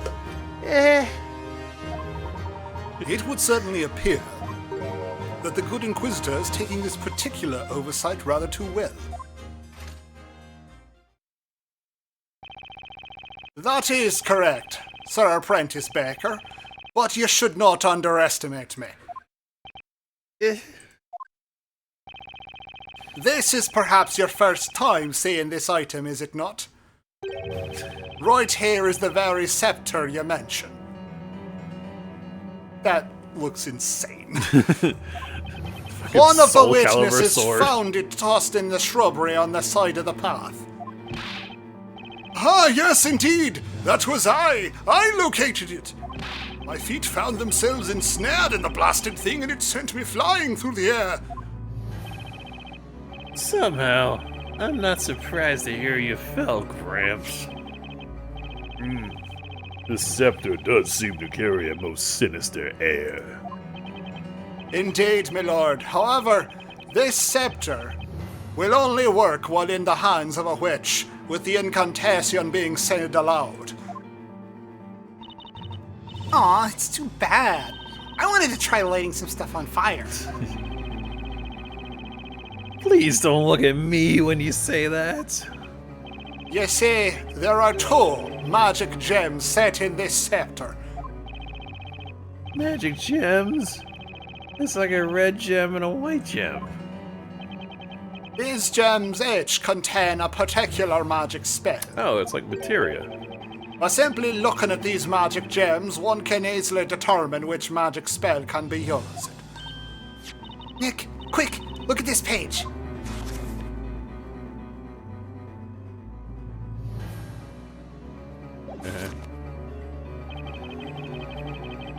Is that the red magic gem? Indeed, the red gem you see here is the spell Ignite, and if you look carefully, you should notice that this scepter also has one more spell that can be used. One more spell? That must be the white gem! God damn it, he's so clever. Mr. White, I found it! Here's a spell for the white magic gem. Huh. Mirror.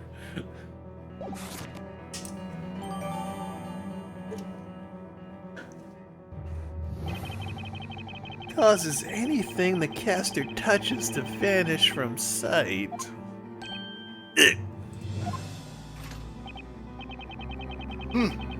I see you managed to work it out in that crusty head of yours. That's just It can't be! It's not crusty at all! The reason the witch's scepter couldn't be seen is because the magic spell Demir had made it disappear. That's right. In other words, the accused conjured a cowardly spell to camouflage her own use of magic. No. No way! Luke is too short. You see him. It's so funny. Oh man. Order! Order! Order! Inquisitor Bottom, please submit the scepter as evidence. Objection! Don't do it. Hold on, please. Is there a problem, Sir Baker? Okay, I understand this magic, but how do I get back to Tokyo?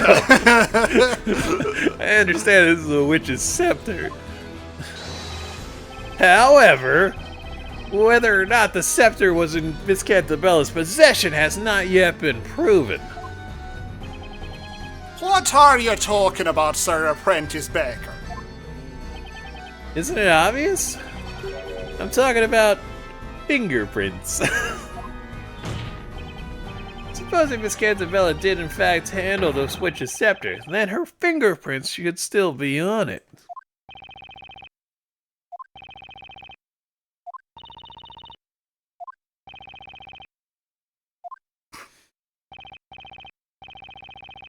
What's with this silence?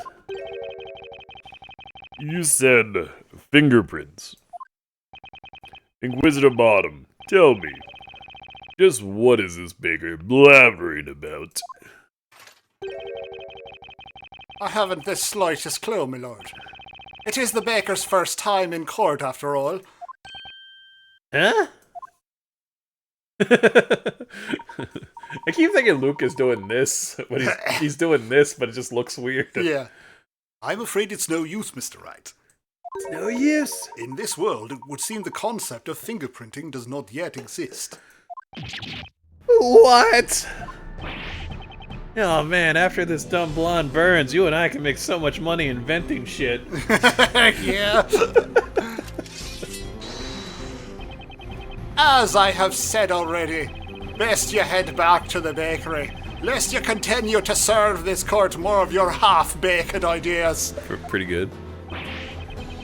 They're about as half-baked as your terrible puns, Barnum. Forensic science does not exist here. Instead, this is a world in which witches and magic are accepted as fact. Truly fascinating. What the heck? There are just way too many things I don't know about this world. Mr. Wright, I believe you may be able to take these things you don't know and use them to your advantage. Eh? Hey, could, like, the big titty girl just possess Professor Layton already? That's what we're all waiting for, right? The Inquisition believes there is no room for debate on this matter. The accused clearly attempted to conceal her magic.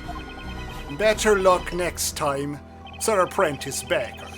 Mayhap your next loaf will not leave such a bitter taste in our mouths.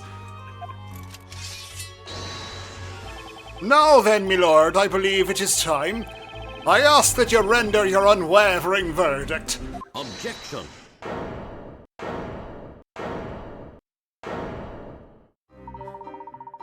Pardon the interruption. May I have a word, Inquisitor Barnum? What's that? Oh, mighty Yolby. My name is Herschel Layton. I am a friend of the accused. Inquisitor Barnum, please allow me to confirm what you believe happened on the night of the crime. He is such a different species than these So people. funny. And they won't acknowledge it at all. You claim the witch's scepter was made to disappear through the use of magic, is that correct? Indeed, through the magic spell Demir. If possible, would you mind providing proof of this particular claim? What? who claimed the scepter was not seen. Indeed, that is one possibility. However, a wise man must always consider every possibility. What say you, Inquisitor Bottom? Can the Inquisition fulfill the requests presented by the gentleman with the unusual hat? The man has an unusual head. The Inquisition cannot honor this request for proof. If you're asserting that the accused is not a witch, then the burden of proof lies at the fate of the defender. Come on! It's the Inquisition's job to prove that a crime was committed. As I thought, indeed it would appear the accepted method of thinking in this world differs greatly from our own. How regrettable, Sir Apprentice Baker. And you, Sir Dark Hat.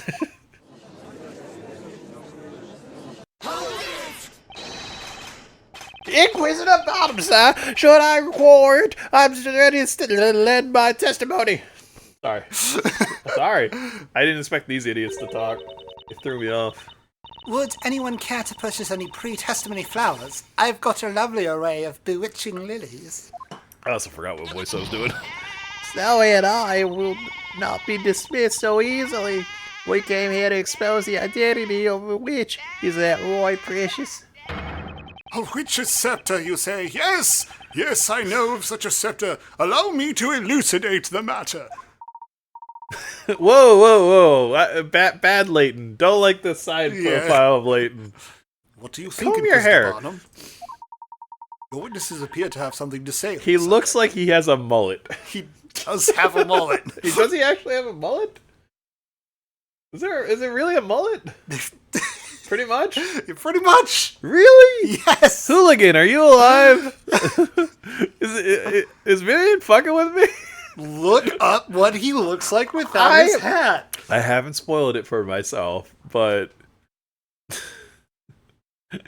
Is he business in the front, puzzle in the back? No, he's party in the back, perfect cylinder on top. It just goes up to here. It's a Marge Simpson thing going on. So you can't see it by like cursor on the screen, but that's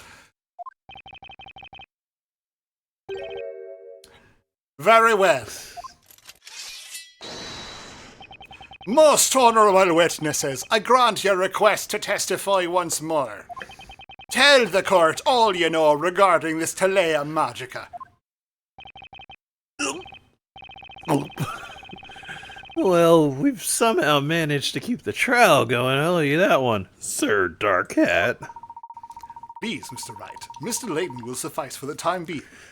Does everyone read my thoughts? Got that ESP, son. Sir Topham Hat was my father.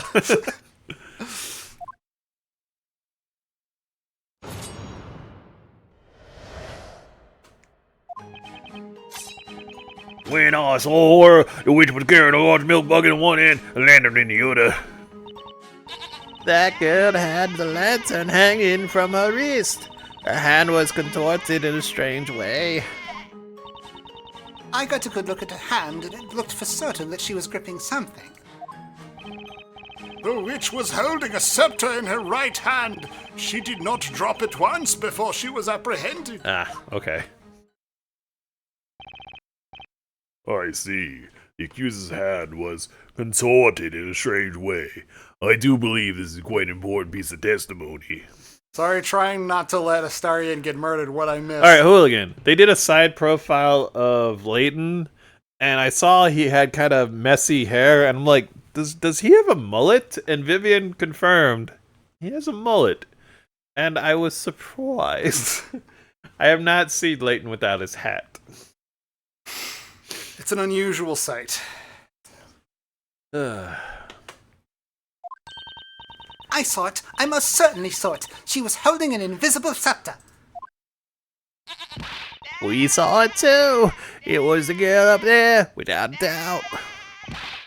I as well. These old eyes don't see as well as they once did, but I witnessed the hazy, blurry form of the accused quite clearly. Don't tell the court that you're blind. My eyesight is as sharp as the edge of my trusty blade.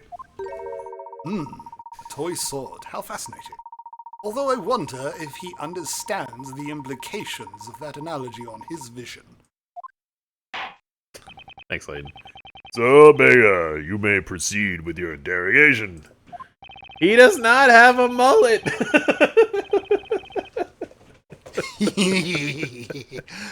Also, your sibling fine-tuned their Witchfinder general voice. It's fun. It's a fun voice to do.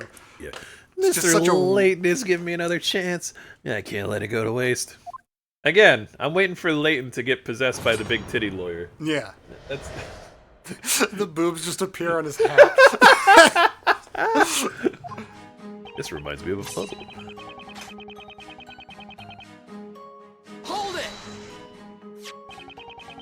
The large lantern you mentioned is this one, correct? I just still think about the stupid. Now, I may not be a big titty lawyer. Excuse me, I am. Knocks over reams of paper with my huge naturals. I fucking love that one. It's so good. There's no mistaking it. That fiendishly fiendish form, with its gaze darker than the darkest of nights, that was a lantern. It's just a normal lantern. We've already got witches and magic. Let's leave Rule 63 of the internet out of there. I'm doing that in real life, my dude. Yes. Thank you. One day, I would love to be possessed by a big titty lawyer right about now. Let me just tell you. That would rule. F, sorry about that. I know, it's just really funny.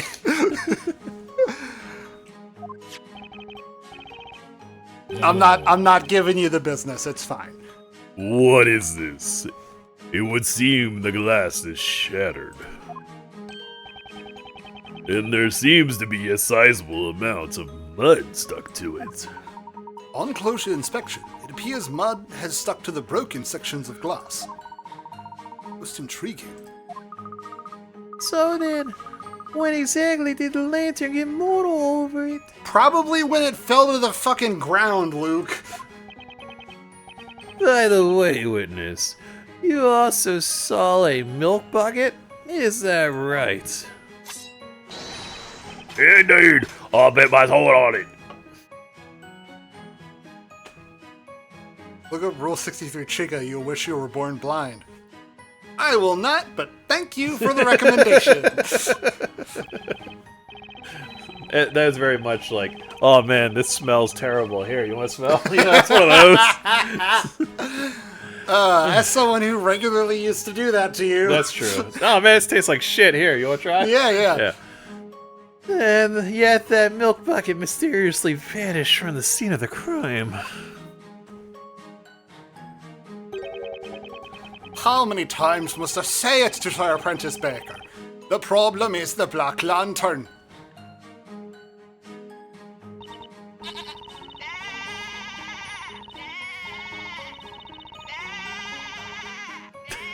Hold it!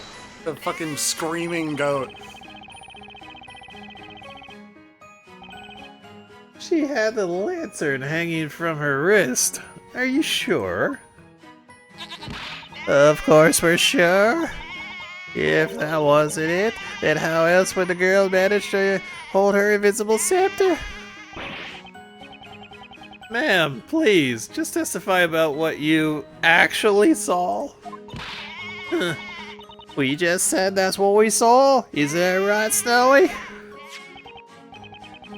Indeed. A handle as wide as this could be easily hung from the accused's small wrist. Yes, that's what we're telling you. Is it right, Mummy? Is you sure?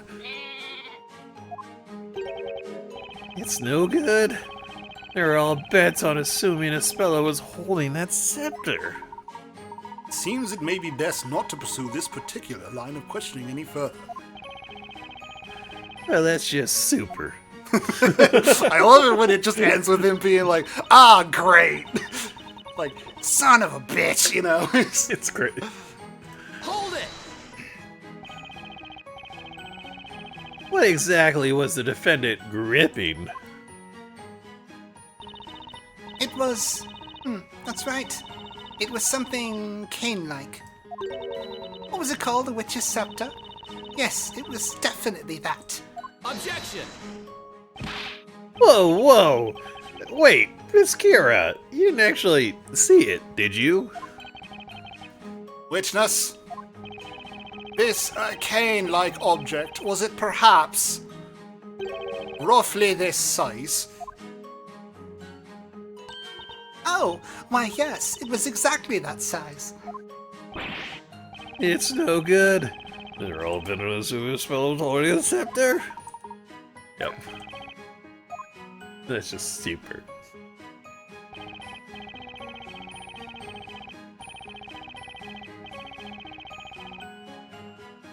Hold it! She did not drop it once. Yeah, that's the problem. Obviously. Let me get this straight. There's no way for you to see this invisible scepter, was there? Well, now that's common sense, boy. One cannot see what is not there to be seen. Ghost who never lies. Yeah. In that case, there's also no way that you could tell whether or not she might have dropped the scepter. Well, these old eyes of mine hold in her hand, like a hawk until they couldn't see straight.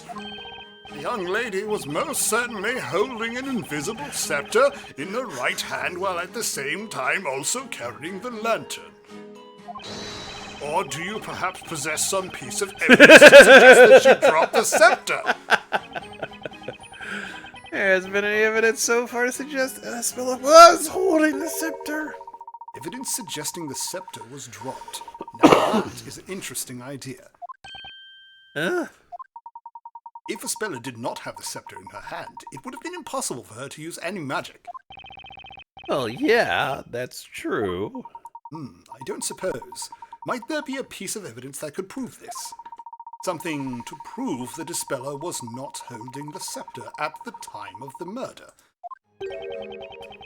In other words, Maya doesn't get many lines in this game because of those two dorks. Yeah. If Aspella had been holding the scepter, she would have dropped it. Yeah, present the lantern in his statements. Yeah. Is everything all right, Mr. Wright?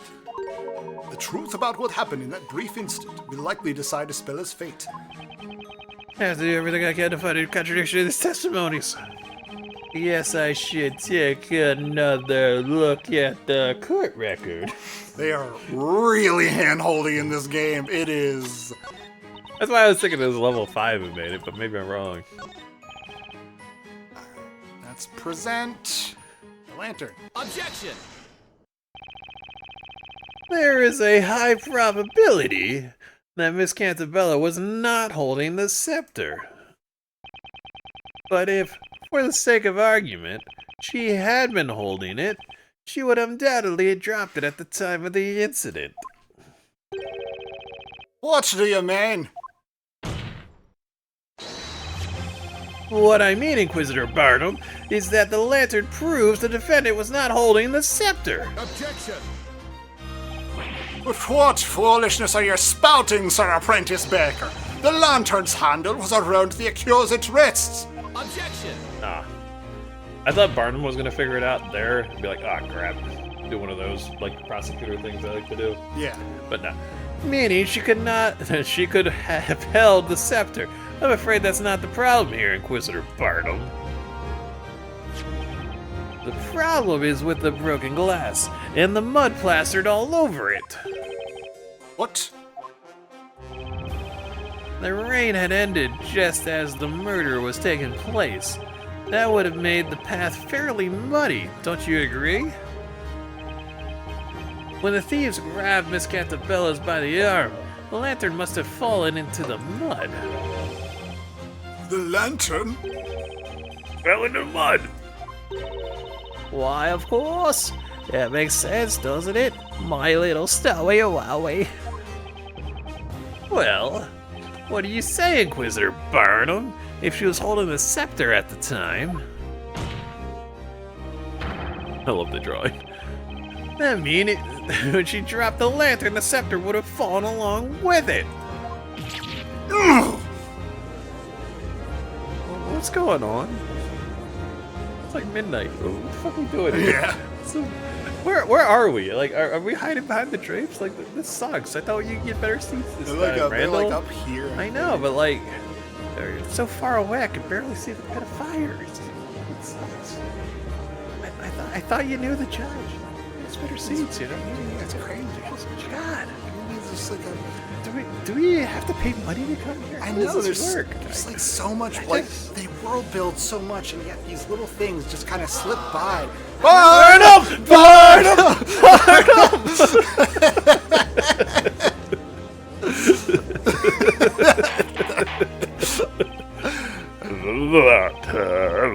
Just what is this? Hold it! One moment, please. Everyone, please listen. Didn't we all just stand here and explain to the court what we clearly saw? It's a lantern. So what? What's so special about it? Explain it to me so I can understand.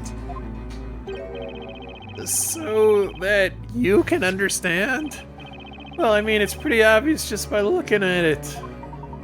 Mr. Wright, What is it, Top Hat? there is something about this witness. Miss Kira, was it? Tell me, Miss Kira. How good is your eyesight, exactly? Huh? As you just heard Mr. Wright explain, the answer to your query is quite obvious at a glance. Tell me, are you able to see the mud present on this lantern? Mud? What mud? What are you talking about? Your Honor, did you hear that just now? Yes, indeed. What does it mean exactly? It means that Miss Kira's poor eyesight is the reason she cannot see the mud present on this lantern. In other words, the validity of Miss Kira's testimony is questionable at best.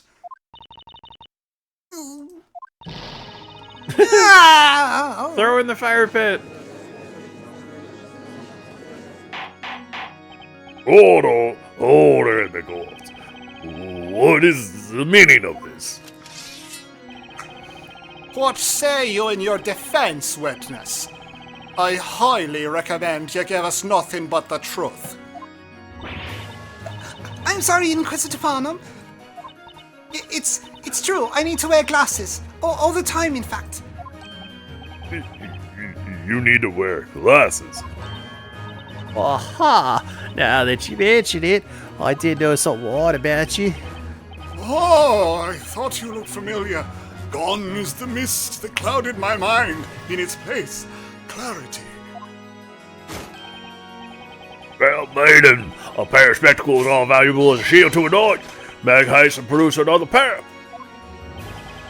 Now then, Miss Kira, tell me, at the time of the incident, were you wearing your glasses?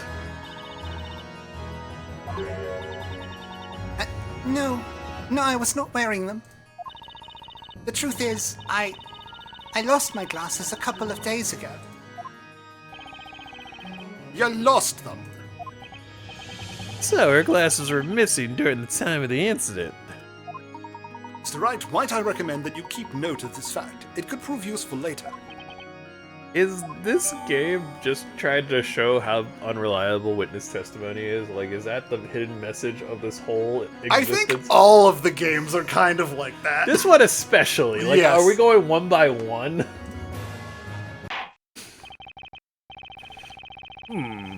Am I to believe there is nothing left to prove on this matter?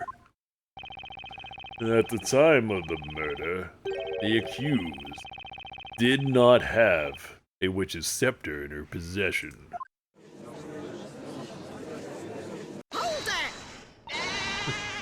Wait just a moment, Snowy and I have much more left to say. Great, that's all Andrews. And Roy, my jealousy short of judges shall cut through the witch's treacherous voice. I may have lost my glasses, but I haven't lost my will to testify. Eureka! I remember now. Old age is a way of sneaking up on me. I'm sure you must understand. Bart throws the flowers at Hover, just goes, "Go eat your flowers, my secret shame."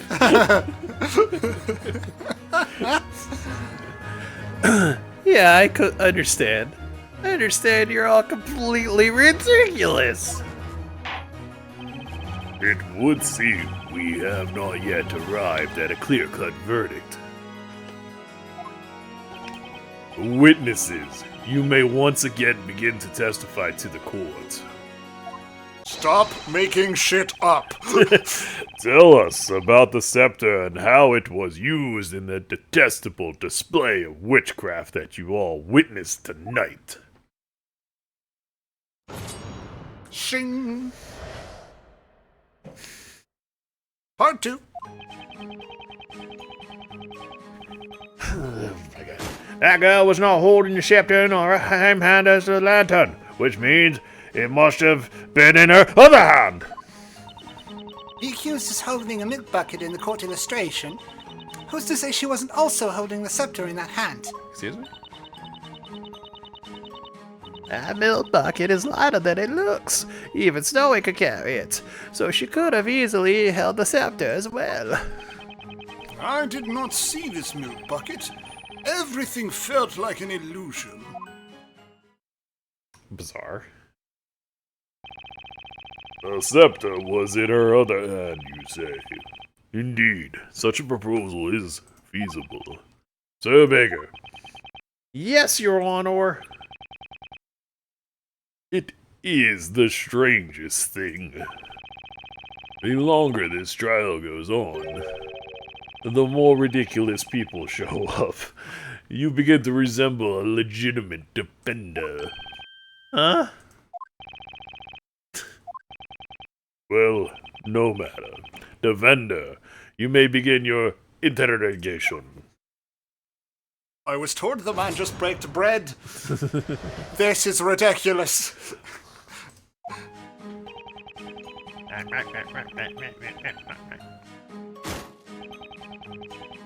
Hold it! But did you actually see that with your own eyes? Alas! Magic's vulnerable embrace hid the scepter from my sight, so I did not see it per se. However, through my years of royally training, I have learned to see through such cunning trickery. Is that so? For example, this morning I found myself unable to locate the whereabouts of my trusty blade. Its location was a mystery. So I tried my hardest to think and remember where I kept it last. And before long, behold! It transpired I was carrying my trusty blade in its scabbard all along. Life is riddled with such trickery. Would you say life is riddled with trickery, Nick? Oh, you're here. Where did the other two guys go? Only if we're talking about my life, Maya. Maya's actually channeling Layton and Luke. Like behind the scenes, she splits like an amoeba and turns into them. I like my explanation was she was hiding under the desk. That's what you went with. Hold it! The court illustration. That's right. Judging by this sketch alone, it does not look possible for her to have held the scepter. However, if you try holding that thing, you'll notice how thick it is. No way she could have been holding it. Objection! That is nothing more than mere speculation. You cannot say for certain that she was unable to hold it. So now we're playing this game, huh? You say speculation. You say it's a fact. There's no way a speller could have been holding that thing. As expected, this testimony is filled with nothing but assumptions and conjecture. Mr. Layton, You know, Mr. Wright, there does not appear to be any usable evidence present in the court illustration. Yeah, I agree. It does look that way. Milk bucket ended up disappearing from the scene. Could that actually be an important piece of evidence in itself?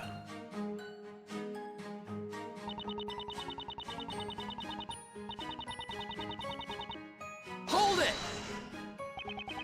Just 1 second, Miss Mary. What is it now? Snowy and I don't have all night, you know. Come on out with it. I just have one question regarding your testimony. How exactly did you know that the bucket Miss Cantabella was carrying was light enough for Snowy to carry? Huh? You see, that girl always uses the same bucket whenever she comes to buy milk from us. Naturally, I would have seen that bucket countless of times before. You've seen it countless times before? That doesn't answer my question. You specifically said that the bucket is lighter than it looks. Miss Mary, at some point tonight, you must have held the bucket yourself. Now then, please enlighten us to how exactly when you got your hands on the bucket.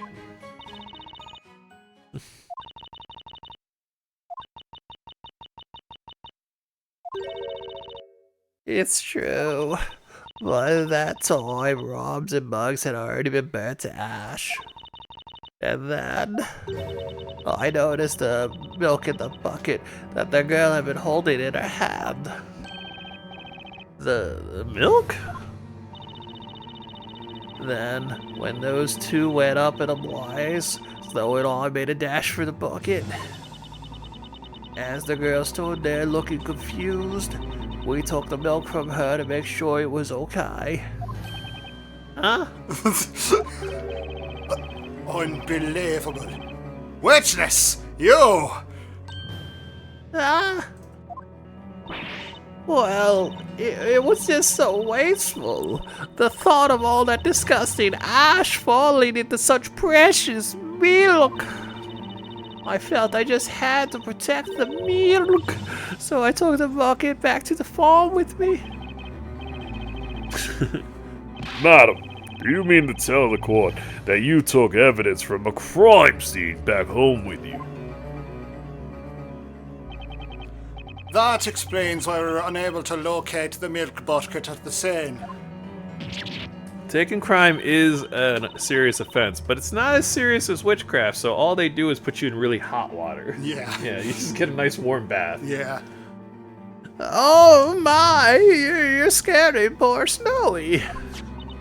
Yeah, I brought the bucket with me anyway. Bucket of milk appears from behind her.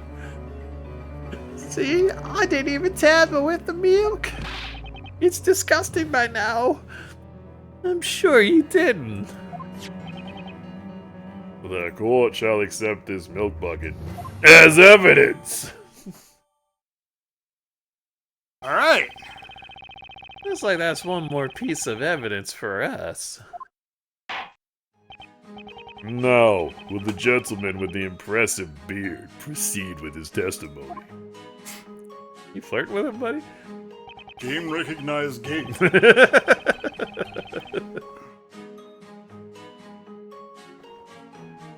Hold it! You didn't see the bucket? Indeed. Naturally, there was no way of me noticing the witch before the crime occurred. My mind was placid as the most placid of placid lakes. But like the early bird on its morning hunt for that elusive worm, my senses remained vigilant. You do realize the other witnesses have all testified to have seen Miss Cantabella carrying the bucket, though. And when you have journeyed as far as I have through life, you find all is but an illusion. That is, except for Lord Storyteller, of course.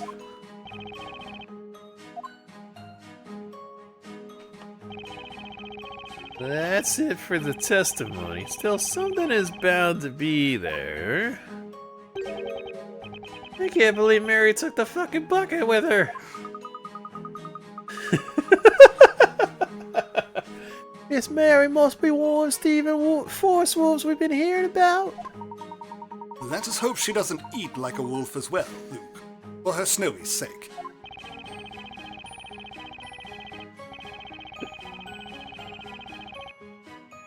That was so stupid. Yeah. I was about to start singing Hungry Like the Wolf, but Yeah. I decided against it. I got this new piece of evidence, but the question is, how can I use it?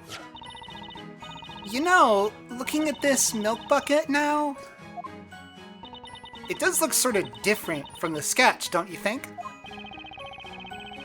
Might be a good idea to get a nice look at the actual milk bucket.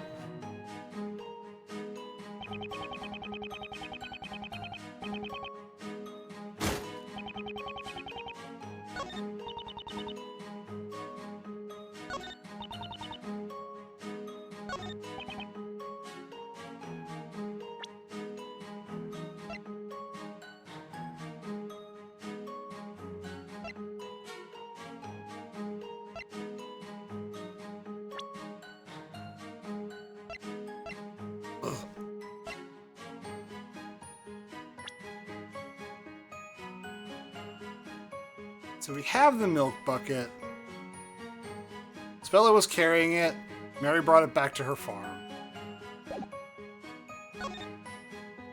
Oh, fuck. I hit the wrong button.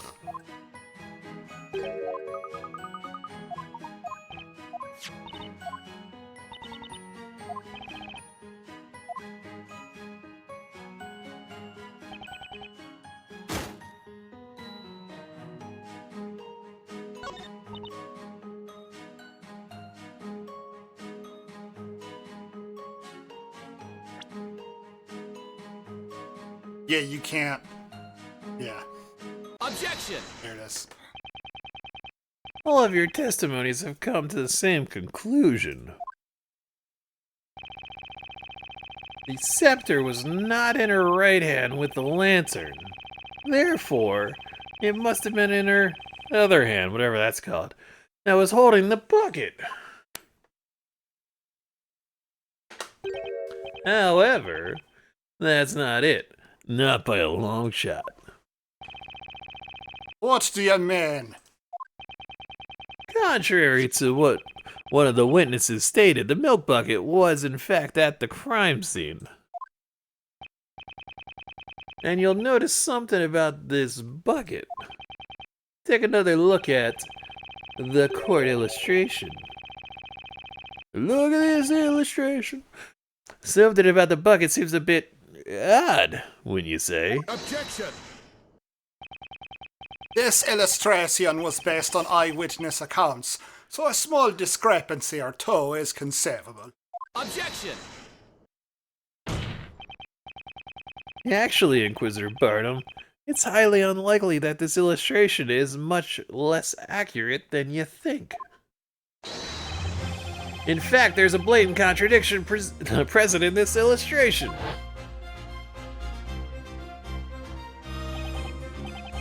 Admittedly, it does at first look possible that Miss Cantabella was holding the scepter and the bucket at the same time. However, if you look at the real milk bucket, what a sentence, that possibility goes up in smoke. Here, let's have a look at the real deal. Notice the handle? That cannot be! Oh, but it is. This particular milk bucket has two pieces of wood on either side of the handle. If you were to try and hold both the scepter and this bucket, well, let's just say that'd be a challenge. Put it simply, we're gonna do it live here on YouTube. There's no way anyone could hold the bucket and the scepter at once. What? That must mean clearly you have the wrong bucket. Weebles wobbles, but they don't fall down. We never lie when it comes to milk. That is the very bucket I took. It looks like the witnesses are as surprised about this as Burnham. The defendant couldn't have been able to hold the bucket and the scepter at once. Also, they've already established that she was not holding a scepter in her right hand. Therefore, the defendant, Miss Espella Cantabella, was not holding a witch's scepter at any point during the incident. God, it's like fucking 1:30 in the morning. We're still doing it. Order! I said order! Just what? What is the meaning of this? In all my days as a judge of this court, I have never heard such an argument. These are but a paltry set of words, and yet they ring with such remarkable strength. Your Honor, what you just heard was logic. Logic, you say? What is with these fucking two? You see how weird they look? And then they dress so differently. Like, what the... Yeah, although I think I want to buy what he's wearing around his neck. That looks kind of cool. It does look really comfy. It's kind of interesting, you know? The hat, it would go with my cloak. It would, yeah, but the hat, though, is what I'm really thinking of. How does he get his hair like that? Yeah, it's crazy. It just looked like his weird cylindrical head. Oh my god. I don't know. Does it screw on? I don't know. It's really weird. Barn! They should be there a bit for now. It would seem that the concept of logic does not exist in this world. Right. At least take a chance to knock the case down a peg or two. I'm worried if we keep this up, we'll all be joining a spell at a one-way trip to the flames. Objection! Fuck. That! The fucking... Doing this. Most intriguing. The knight allows his sword to speak for him during battle. You have spoken with a sword of words. Shut the fuck up, Gabe. Shut the fuck up. And as we know, sword and words contain the same letters. Whoa! You solved the puzzle. So be it. I too shall wield such a blade. What do you mean?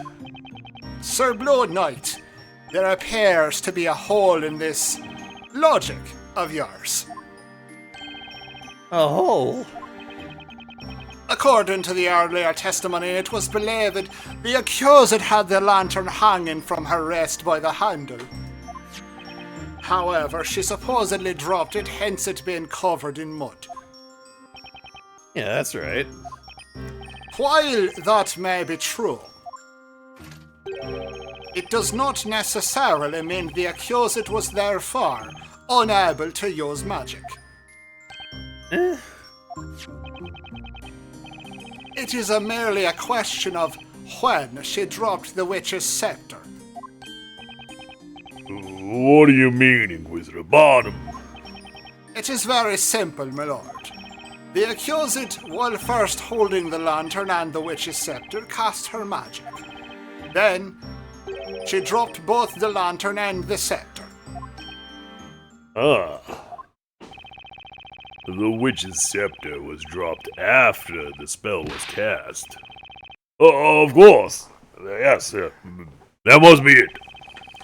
What say you, Sir Blue Knight? That is but a taste of the knightly knowledge of the Inquisition. That... Why are people impressed by that? Yeah, it's like nobody... Do you see them? They're cheering. Yeah, it's like okay, so this is their first time. I wonder about the eyeglasses. It's very My Cousin Vinny. Yeah. Which is a movie that doesn't exist. What's a movie? Yeah, it's crazy. Yeah. I mean, we're just kind of the scroll of My Cousin Vinny. I am I'm so tired. It's like 2 in the morning. God damn it! I gotta work in the morning. Yeah, I just gotta. Oh man! Oh man! It's I would like to shake the hand someday. it's just burn! No! Burn him! Burn him! Burn him! Such a dumb bit. It's funny to me. That Inquisitor isn't quite what he first appeared. Yeah, sure seems that way. I love the spectators.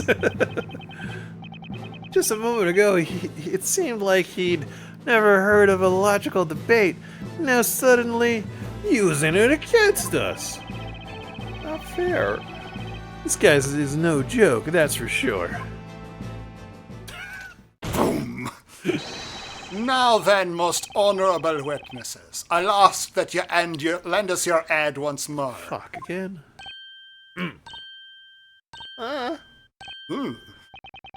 I request that you all testify to the court once more. Tell us which occurred first, the dropping of the lantern or the casting of the spell. Shit, they haven't invented leading the witness yet. Witnesses, you may begin your testimonies. Tell this court in your own words about the sequence of events which transpired tonight.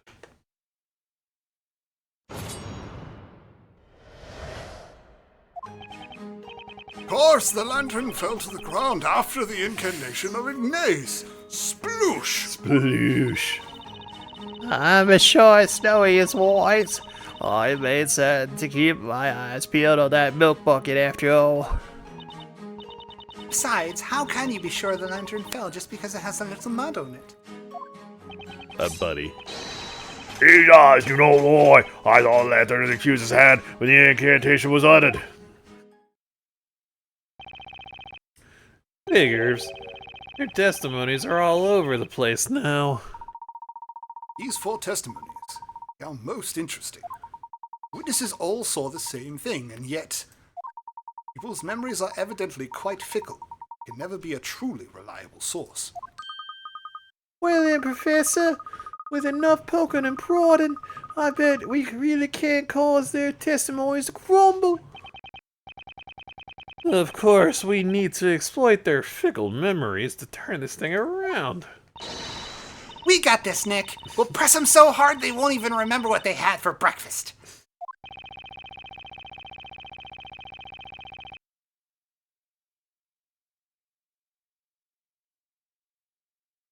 I think I skipped breakfast today.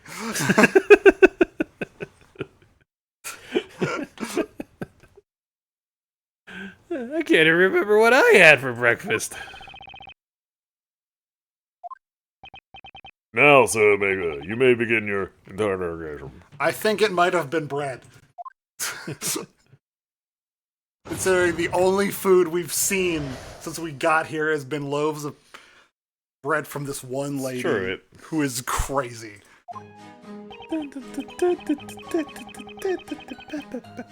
Hold it! The lantern fell after the incantation. Are you positive about that? I say I am positively positive that I am positive. I heard her voice, and then sploosh! Sploosh. That sploosh. Was that the sound of the lantern hitting the ground? Indeed, but of course, do you see? But if you look at the lantern, you'll notice that the glass is shattered. You specifically said that you heard a sploosh. Shouldn't you have heard the sound of glass shattering when it hit the ground? The sound of glass shattering?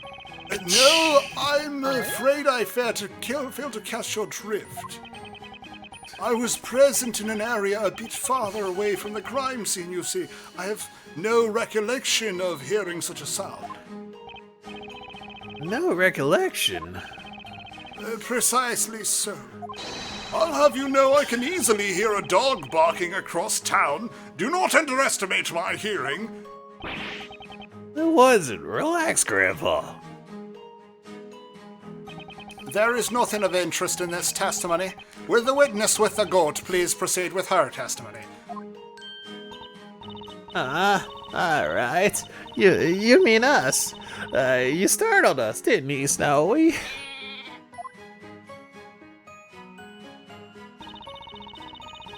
What was with the little, like, comic bubbles of them? They're about to explain it. It's so strange. Hold it! But earlier, you stated that Miss Cantabella had the lantern hanging from her wrist. Well, not quite. We didn't say for certain. We only believed it was on her wrist. Believed? Yes, precisely. You know how you sniff milk when you're not quite sure if it's gone bad. And then your nose is assaulted by that foul odor you were expecting. Well, it's a bit like that. Heed my words, man. Do not make a habit of stealing, for your own safety. We said we're sorry, please. It was all Snowy's fault. Give him the chair. Oh, brother.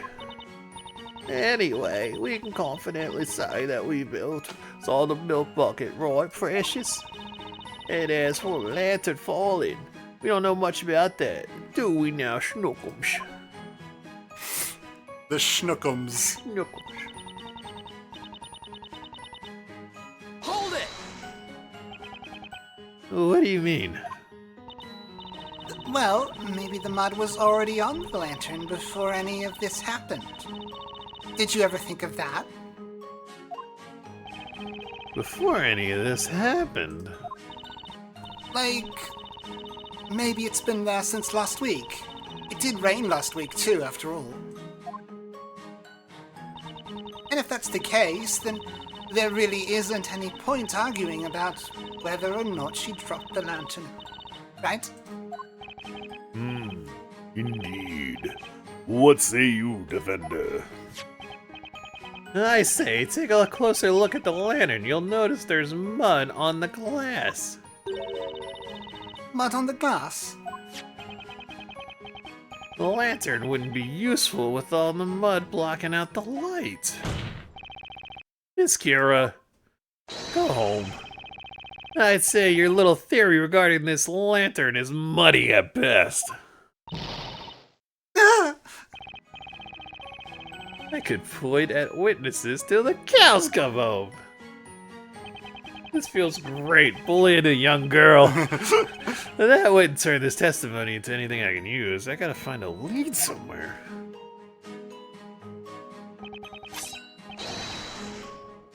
Hold it! Right, Drew? This is important. Are you sure you really saw that lantern? You are but a penny baker, are you not? It isn't your place to be telling me what is important. There is one thing of importance. Ridding this town of witches as quickly as possible. Objection! Hardly. I'd say this is far more important. Oh. We're trying to find out the truth here. How absurd! That girl's a witch, I say. A witch! I would take my entrance into Quite the Knights of Inquisition on it. Listen well, whelp. Yes, sir, madam. Many young men within the ranks of the knighthood share your level of passion. However, you let your ambition completely blind you, the same way that a muddy lantern leaves one blind and helpless in the dark.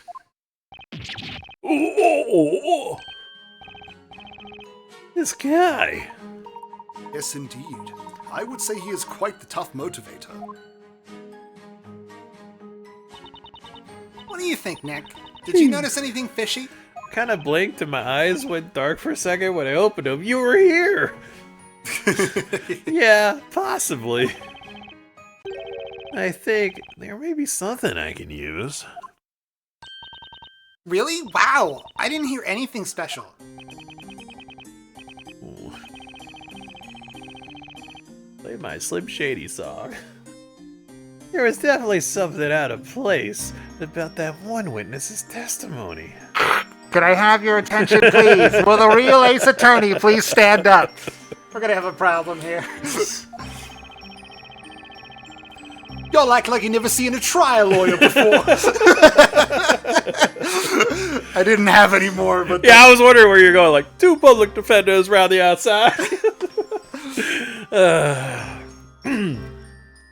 Guess when we were teenagers. It appears you may have found something, Mr. Wright. Hey, 4-witness cross-examination. This is something I never done before. But then, maybe there's another way I should be tackling this. I believe it is worth trusting that intuition, Mr. Wright. Okay, I got it. Alright, let's try pressing that old man one more time.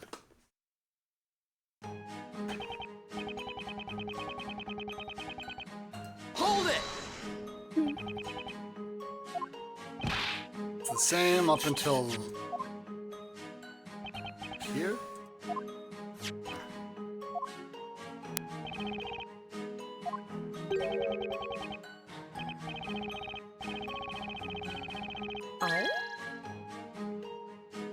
Hold it! There it is! Right there! I knew I saw a bubble like in a Garfield cartoon. Huh? But old Greybeard didn't say anything weird. Maya, it's not the old guy that said something weird. It's the person next to him. Next to him? Ah, look there, Professor, with the goat lady. She looks really deep in thought. Look at the goat. Yeah. She has noticed something odd in this elderly gentleman's testimony. Ah. What kind of LA Noir bullshit am I doing here? That's right! These cross-examinations have 4 witnesses. Hey Nick, it looks like we're not the only ones paying attention to these testimonies. I need to apologize for calling the cross-examination lightning round. There is nothing lightning round about any of this attorney game. Well, no, I was gonna say, this game in particular is very slow-paced. Yes. You're right, which means if they're all listening to each other's testimonies... Correct, Mr. Wright. Stop reading my mind. Each witness is fully aware of themselves and their own actions when in the middle of their own testimony. I did like the camera dipping down for no reason. However, it is while listening to the testimonies of others that the witnesses may sometimes reveal the most valuable information. I see. It's habitual. They can't tell if they're doing it, but I can. My Magatama. And I'm going to use it to turn the tide back in our favor. In fact, I do believe I may have spotted our first opening in which to test this new technique. Mr. Wright, could I draw your attention to the touchscreen? What do they call the technique? Reaction thoughts? Sliding the magnifying glass during a witness testimony will allow you to shift your focus across to It's another so witness. overdone. Right, so the important thing here isn't the witness that's mid-testimony. It's the other 3 witnesses listening. It's just a matter of catching them off guard and questioning them. What are you waiting for, Nick? Let's give it a shot. How about we try questioning the goat lady next to old Greybeard? We have knives! Okay, all I have to do is slide the magnifying glass over to that witness.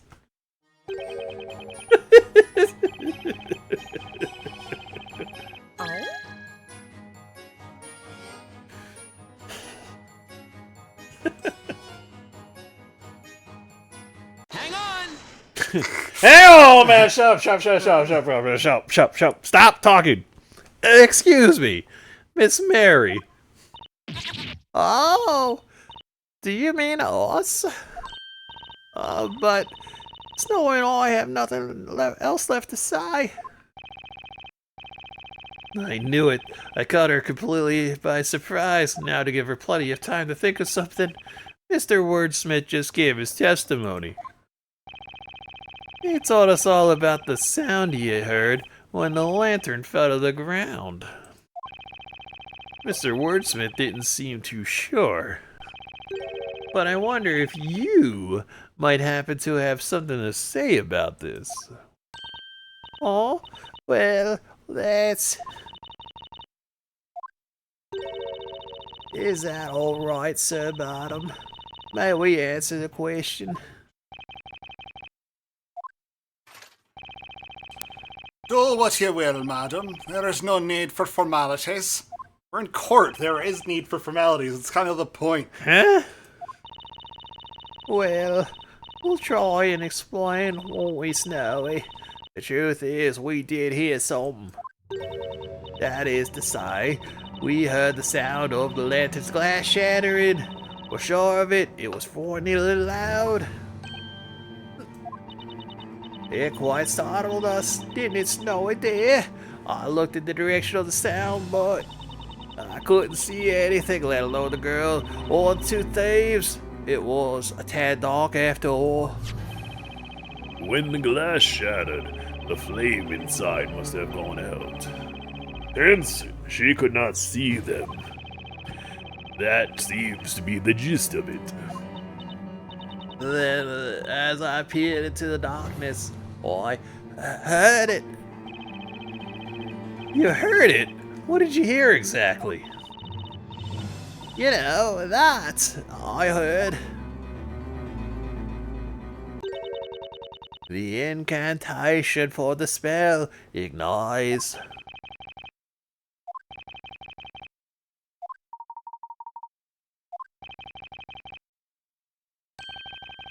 What did you just say? No. Now hold it right there, witness. Yes, my lord. The glass shattered when the lantern fell, then after that, you heard the incantation for the spell ignites. Do you swear to this court that this is without a doubt correct? Yes, maybe. I don't know. Can you repeat the question? How about my testimony? What of my oratorical observation? That blasted spell ignites occurred first, then the lantern plummeted to the ground. I heard no such thing. There was no sound of shattering glass. Absurd! Simply absurd. So the lantern fell and the glass shattered. That does not change the very fact that this girl is a witch! Objection! I hate to disappoint you, but that's not quite the case. In fact, this testimony changes things a lot. When you agree, Inquisitor Barnum?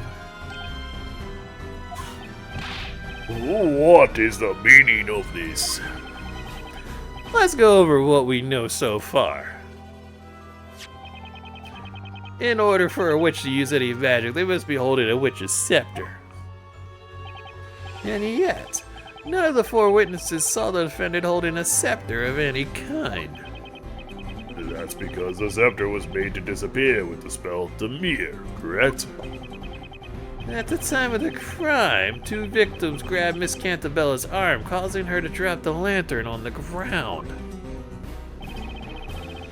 If at that time she was in fact holding an invisible scepter, then the scepter must have fallen when she dropped the lantern.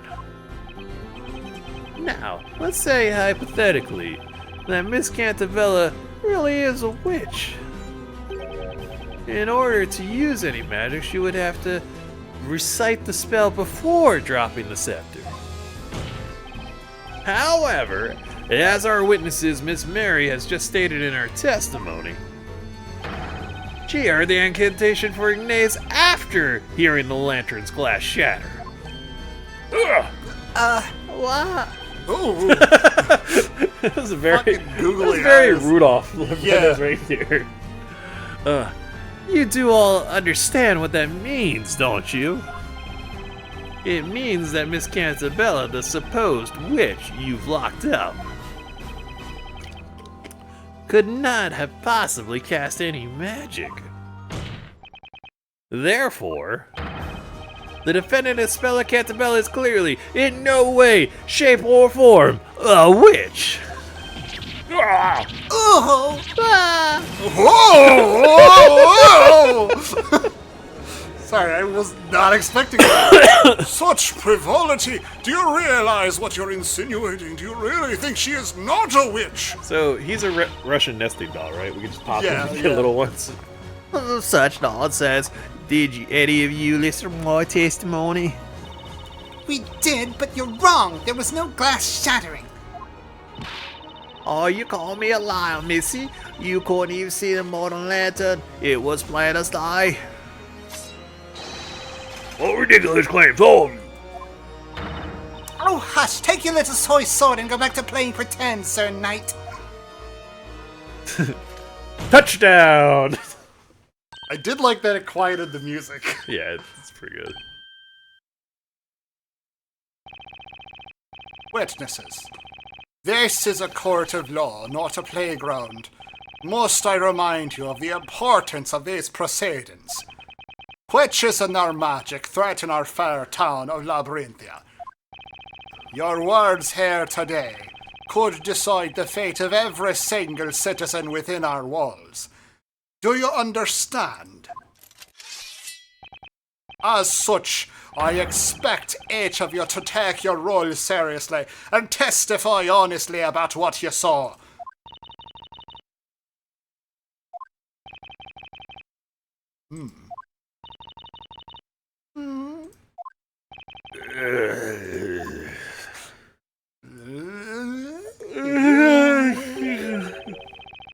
In all my days as a judge of this court, I have never seen such behavior. Behavior that leaves a cloud of doubt over the credibility of each of your testimonies. Indeed, my lord. Quite a miserable set of witnesses this lot. I see. It would appear this trial has come to a sudden halt. So that must mean... Quite right. It means you have won this trial, Mr. Wright. Was confetti invented in ye olden days? I don't know. I can hardly believe the situation we have found ourselves in. I did not anticipate this trial ending with such a strange turn of events. But due to these witnesses' dubious credibility, I can see no reason to continue. What say you, Inquisitor Bottom? As you wish, my lord. What the fuck? I thought we get to see a second girl burn. I I mean, got a we were ticket. It here says for the 2 burning. fires for the price of 1. I know. What the This is a one fuck? night show. It's ridiculous. I mean, okay, look. I just think. Like, she has to. I mean, come on. What?